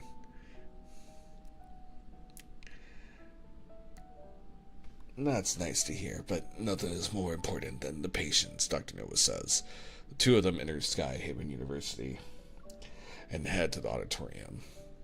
Many students are going the same way. Still wearing the innocent excitement of being newly admitted, their steps are lighter and faster than Dr. Noah's and Zane's. Soon enough, they get ahead of the crowd and disappear. The two push open the main door of the auditorium to find several seniors setting up the venue. A banner reading 47 first-year medical student oath ceremony hangs above the stage. Seeing Dr. Noah and Zane approaching, a smiling young man with a staff badge around his neck jumps down from the ladder, runs towards them, and bows. "Hello, Dr. Noah.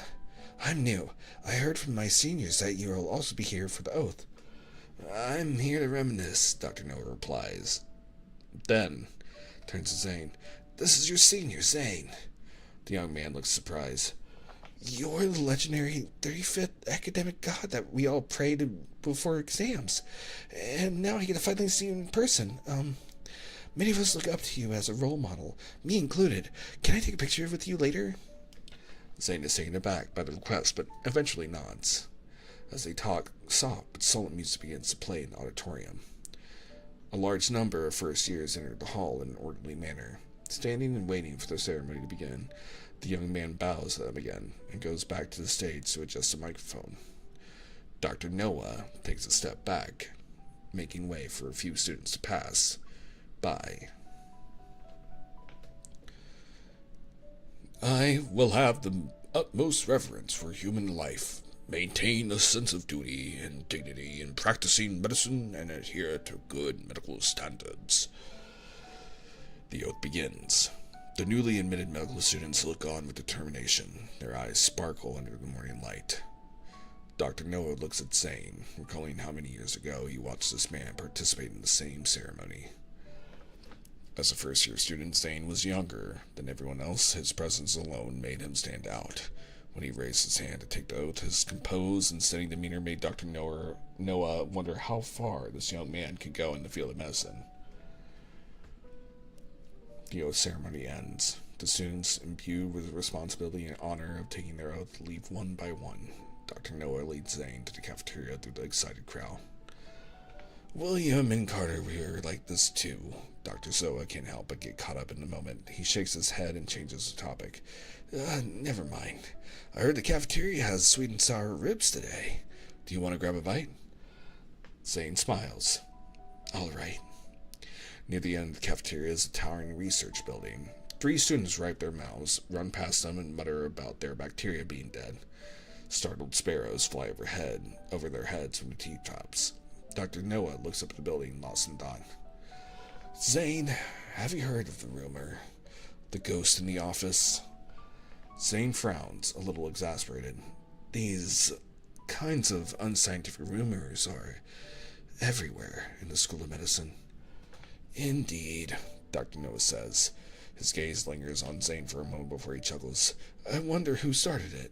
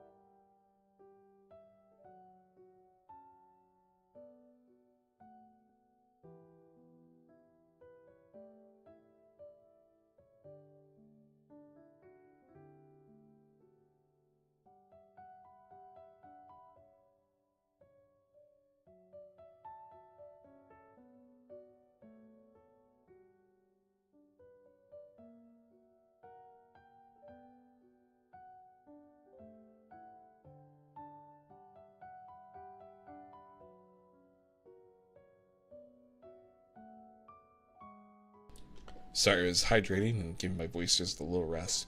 We have 3 more chapters for the night. Chapter 3, Heart. It was probably in the year 2040 when the main cafeteria of the university had just been renovated. Dr. Noah got his soup and chose a place to sit. His phone vibrated twice. It was a message from the dean of the medical school. I read the report Zane submitted. The theoretical model is quite good. A lot of students have tried to explore the uses of protocores before, but their ideas were limited by the methods. They couldn't fully understand it either. I can't say for sure that Zane will make progress, but his report makes me feel this approach is worth trying.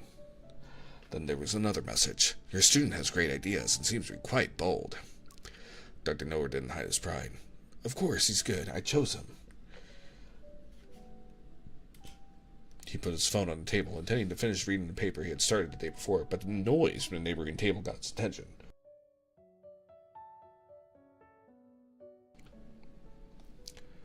A security guard was sitting with 3 serious cafeteria ladies, all holding spoons. The guard also saw them, waved his hand, and began to talk. I'm telling you, there's something fishy going on in the research lab at the medical school. Really? I see the kids from the lab come in to eat every day. They seem fine. The problem is in the research lab. The security guard knocked on the table, speaking with an air of mystery. I'm telling you, when I went on patrol on Monday. What happened? You know how a lot of people stay late in the research labs there? It's not a big deal. I just remind them to lock the doors when they leave. But on Monday, I saw everyone leave. When I was locking up, I heard... Heard what? I heard the swishing sound. It scared me half to death. I couldn't even figure out what it was. Are you sure you just didn't scare yourself? There must be a student still in the lab. I thought so too, so I checked again, but there was no one. Really? Yes, really. I looked everywhere, and I couldn't see anyone. I was about to turn off the lights and leave when I thought I heard a voice. But you said there wasn't anyone. That's why I said it's totally abnormal. You guys have no idea just how many skeletons are in the research lab. What if one of them came back to life? Oh, stop saying nonsense. The cafeteria lady stood up with furrowed brows and returned to their stations. Losing his audience, the security guard prepared to leave. He turned around and saw Dr. Noah, looking at him. Dr. Noah, I said what I said, but I don't think there's anything wrong with the medical school, he smiles. Dr. Noah waved his hand, signaling the guard not to worry. At the front of the cafeteria, Zane had gotten his meal and was trying to find a place to sit down. Seeing him, Dr. Noah beckoned Zane to sit next to him. Dr. Noah, we can proceed with the next experiment tomorrow, Zane said. Those were the first words out of his mouth after taking a seat. Stick to your plan. Dr. Noah didn't ask for more details. He had been closely following this project. He knew Zane never slacked off for even a second and double-checked, triple-checked the data.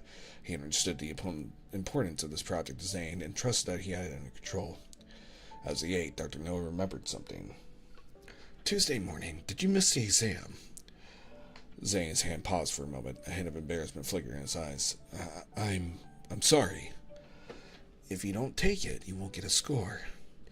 The med school won't give you special treatment just because you're you. I know. It's my fault for missing the exam. I don't deserve to have a score. Zane, Dr. Noah said, looking at the faint dark circles around his student's eyes. I know you're taking this project very seriously and you're committed to your studies, but don't wear yourself out. After a moment of silence, Zane put down his chopsticks and said softly, Dr. Noah, I'm not tired. I just want to move on to my clinical rotations as soon as possible. Dr. Noah nodded. He understood, yet couldn't help but sigh. This child was too mature for his age and carried too much on his shoulders. He wanted to say something to comfort Zane, but in the end, he said nothing. Thursday night, Dr. Noah stepped out of the research lab. He greeted the patrolling security guard and was about to leave when he saw the lights were still on in his office. It then occurred to him that a few days ago he had given the keys to Zane, allowing him to access the research reports he had completed several years ago at any time. Through the glass, he scanned the room for a moment before spotting Zane. Zane was sitting behind a human model reading the paper. The security guard didn't see him, so he turned off the lights and locked the door. Zane looked up in the darkness. It took him only a few seconds to accept the situation. Then he shook his head. Holding the book, he walked to the switch and turned the light back on. In the corridor, the security guard, startled to see the light was on behind him, shivered as he turned around, mustered his courage, and headed back toward the office.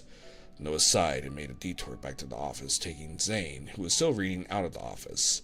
Walking with Zane to the entrance to the research lab, Noah thought back to the first time he saw him at the oath ceremony. He had mentored many students. Among them were many who were as hardworking as Zane. They all got into medical school because of their dreams. Looking at Zane, he remembered a rumor he heard. I heard your parents are also doctors. You chose the medical field to follow in their footsteps, right? Zane smiled. Yes. Even the bedtime stories they told me during my childhood were about the hospital. Most of the things at home that I could use to kill time were medical textbooks, too. So, I was influenced by them. Is there another reason? No. That was too quick of a response. Besides, the way you're obsessing over this doesn't seem like there's only one reason. Zane was quiet for a long time, the sound of his footsteps carried away by the wind.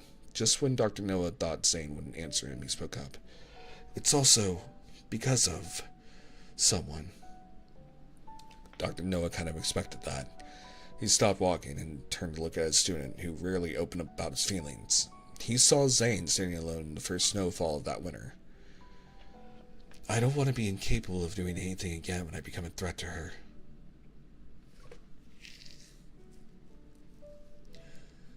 Hello, Tama. Yes, we're looking at baby Zane.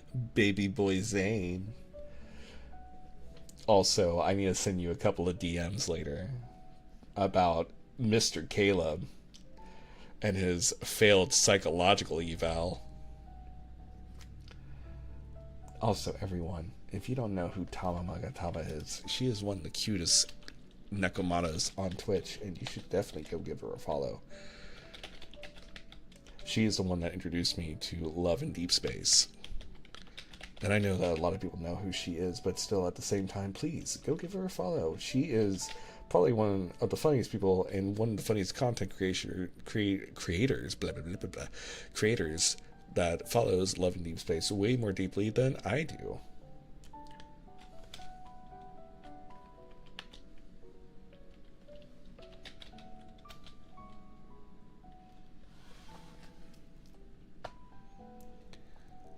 A few days later, Chapter 4, Oath. A few days later, Dr. Noah received a call from the dean of the medical school. He sounded displeased. He massaged his temples as he went to the dean's office.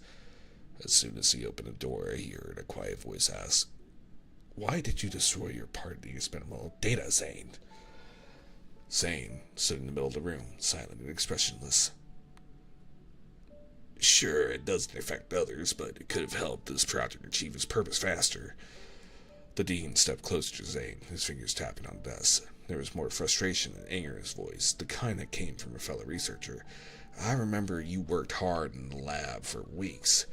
Did you think about how erasing your data means all your efforts have gone to waste? I know it wasn't an accident. Explain yourself.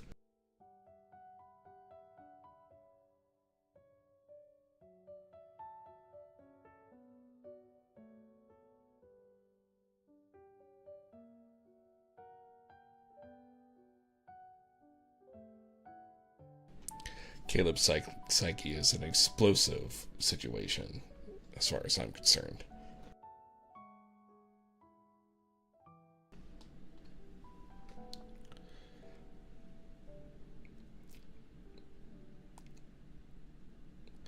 Also, that's amazing to know, Deadly. I'm glad to know that you found us to that video. I share that video with friends often. Behind Zane, his senior and lab mate Carter started to speak. As long as we were... Quiet, boy. Dr. Noah pushed Carter behind him. I'll handle this. Let the students go first. Thank you, Dr. Noah. Zane walked over to the flower bed and sat down to Dr. Noah. He chuckled at Zane's thanks. I told the dean about you wanting to lead the group, too. If you really want to thank me, write fewer negative comments about me in your dissertation acknowledgments. You're very brave, Zane. Worried that the dean's words might affect him, Dr. Noah added, not everyone is willing to abandon research they put so much effort into. Dr. Noah, this project is about the application of protocol gene interventional cardiology procedures, but during the experiment, Zane closed his eyes and shook his head. He took out the only remaining image from his data and handed it to Dr. Noah. The picture was a heart that was mostly covered in black crystals. To be more precise, it looked like a human heart beating and growing out of black crystals. Chapter 5, and our last chapter for the night. Trek. Dr. Noah's thoughts returned to the autumn of 2047. The students, having just attended the first year oath ceremony, finished their meals and are about to attend their first class at Skyhaven University School of Medicine. He and Zane have also finished eating or taking their trays back. Still savoring his meal, Dr. Noah walks out of the cafeteria with Zane. The sweet and sour ribs this year aren't great, but no matter how bad the food is, I always want to eat here when I come back. Once I retire, I'll leave Lecon City. At the front gate, Dr. Noah turns around and pats Zane's arms. When you're free, I'll take you to the restaurant near my home. The food there is delicious. As soon as he's finished speaking, his phone rings. Glancing at the caller ID, he sighs. And that's why doctors should never say they're free.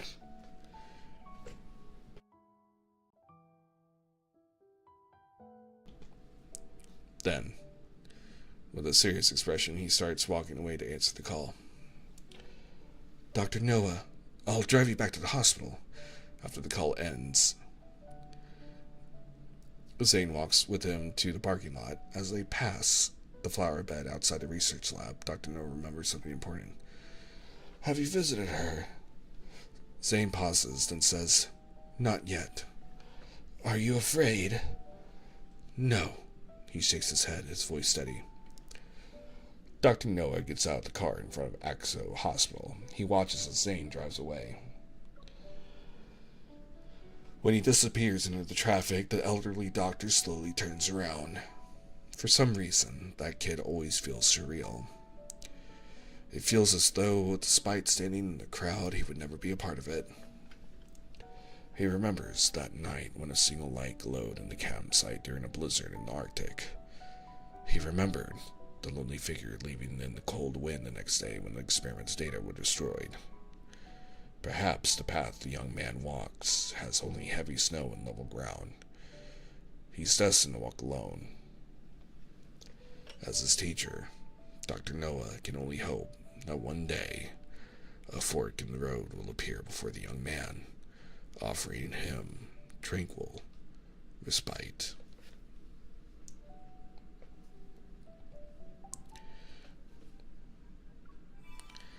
Oh my god, I get diamonds for that.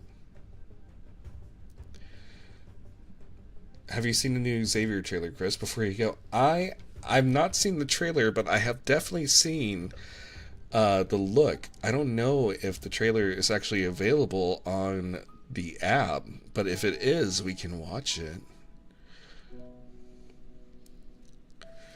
Let's see. Also, I should probably log into this, shouldn't I?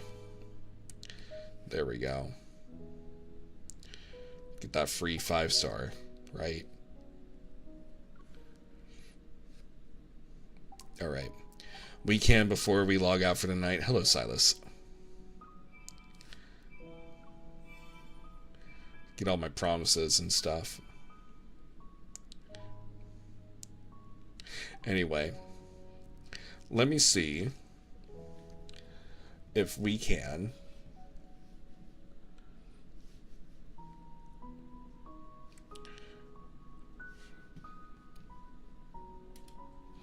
let me see if I can pull up a video.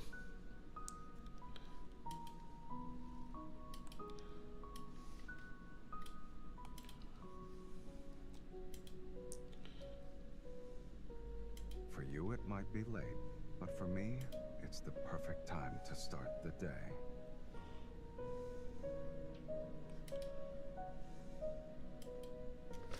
Let me see.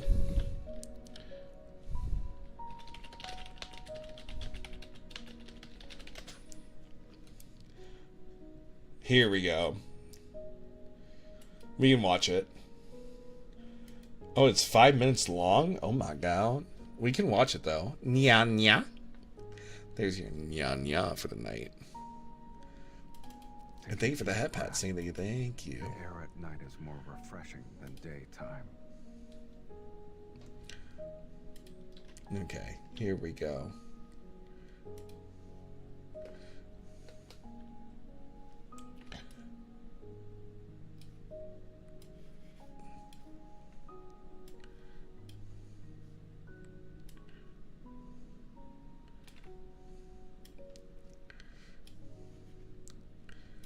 We can watch it.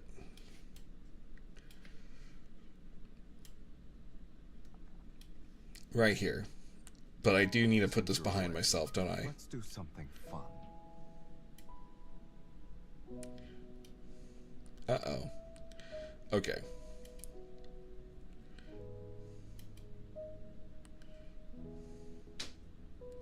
Let's see.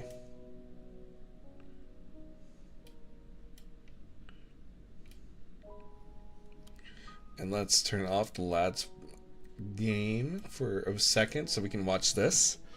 And I will make myself a little smaller. Here we go. You guys ready to watch? Take a deep breath. The air at night is more refreshing than daytime. Shh. Shh, shh, shh, shh, shh, shh. Shush, my baby boy. All right, now let's watch this.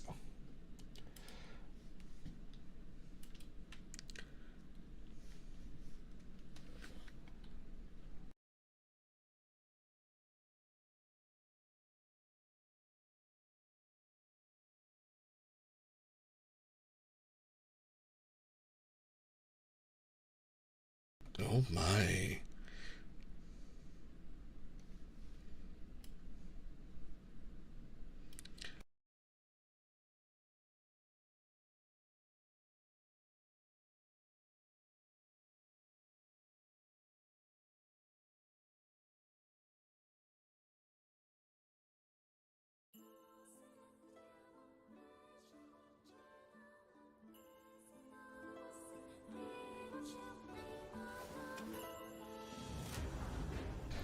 Now you should be able to hear it pretty well. Ooh. Hello, I'm David Bowie's son. Trapped in a perpetual cycle. Only painful deaths await them.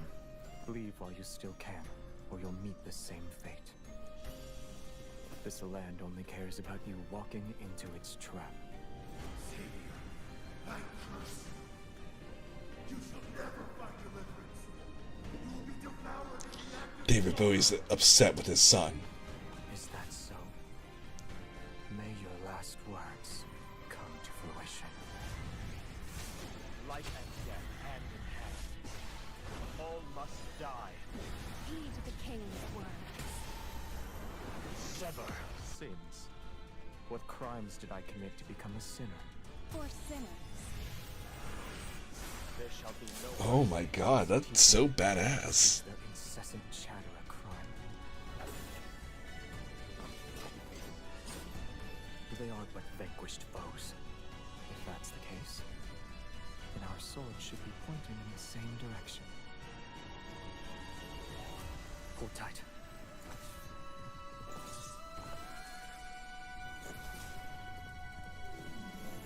That's one brave Hans. Does the Hans come along with the companion? Also, the fact that they made this entire background and scenery that you'll never get to play in, just for this moment. Like this one? You have a unique way of showing affection. Oh my god, that's cute. It's perfect for your skill level. It managed to strike the crown, has good durability, and is good as a sword. We don't need it. This is very cute, I will say. Once they're used to caring for each other, they'll never be apart.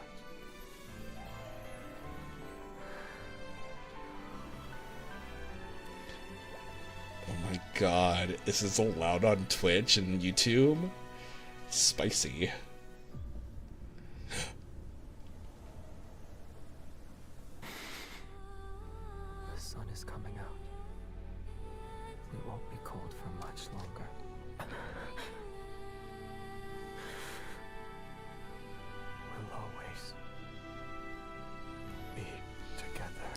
Why does she always die in the end for him?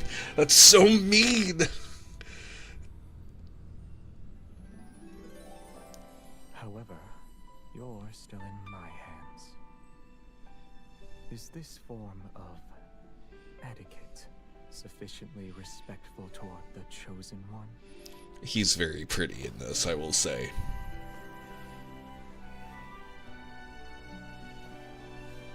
The sunlight and flowers are too peaceful. They could use a lively friend.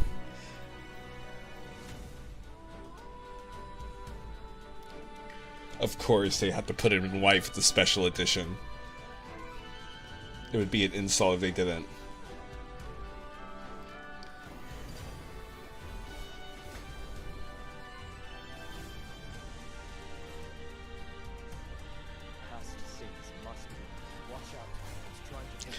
Oh, that's badass. Come on. The Princess Carry and the Claymore.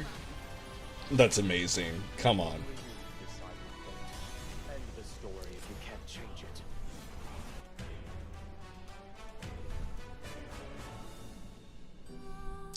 Oh, there's an event as well? Oh, you know we're going to be playing that, chat.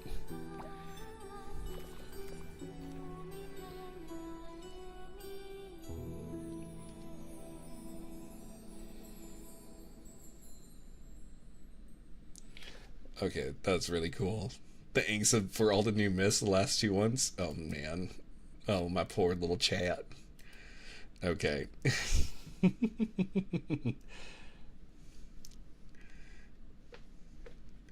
gotta mute that real fast. Give me 1 second.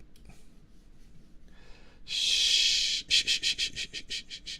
Shh. Say, I'm not saying Silas. Okay. All right. New Raphael 4-star login just dropped. Really? Okay. Good night and thank you all for hanging out with me. Oh look, it was me. Oh my god, it was Thomas suggested. Yes, everyone, please go watch the cutest little Nekomata you'll ever seen, who talks about love and deep space all the time. Tama Magatama. But that is where we're going to end our stream tonight. Everyone hanging out with me on Twitch chat, please hang around. We are going to be raiding a friend who is trying to partner push right now, and I want to support her. We're going to be raiding into Con Mocha, a lovely fox girl. So we'll go and say hi. She's playing Liza P. So we'll go and say hi to her. But everyone over on YouTube, thank you so much for hanging out with me. We will be back tomorrow at 10 a.m. Eastern Standard Time, where we will be playing Uma Musume, Pretty Derby, and helping train Hans girls to reach their dreams. And I will also be also playing into their lore. So I hope you're looking forward to that. Oh my god. Okay, goodbye. Apparently Silas wanted to sit down. That's totally cool. Whatever. Apparently I need to bring up the game volume. There we go. So, with that being said, you all have a good night. Thank you so much, YouTube. I'll see you guys tomorrow. Goodbye. Goodbye. Goodbye. Now everyone over here on Twitch's side, here we go.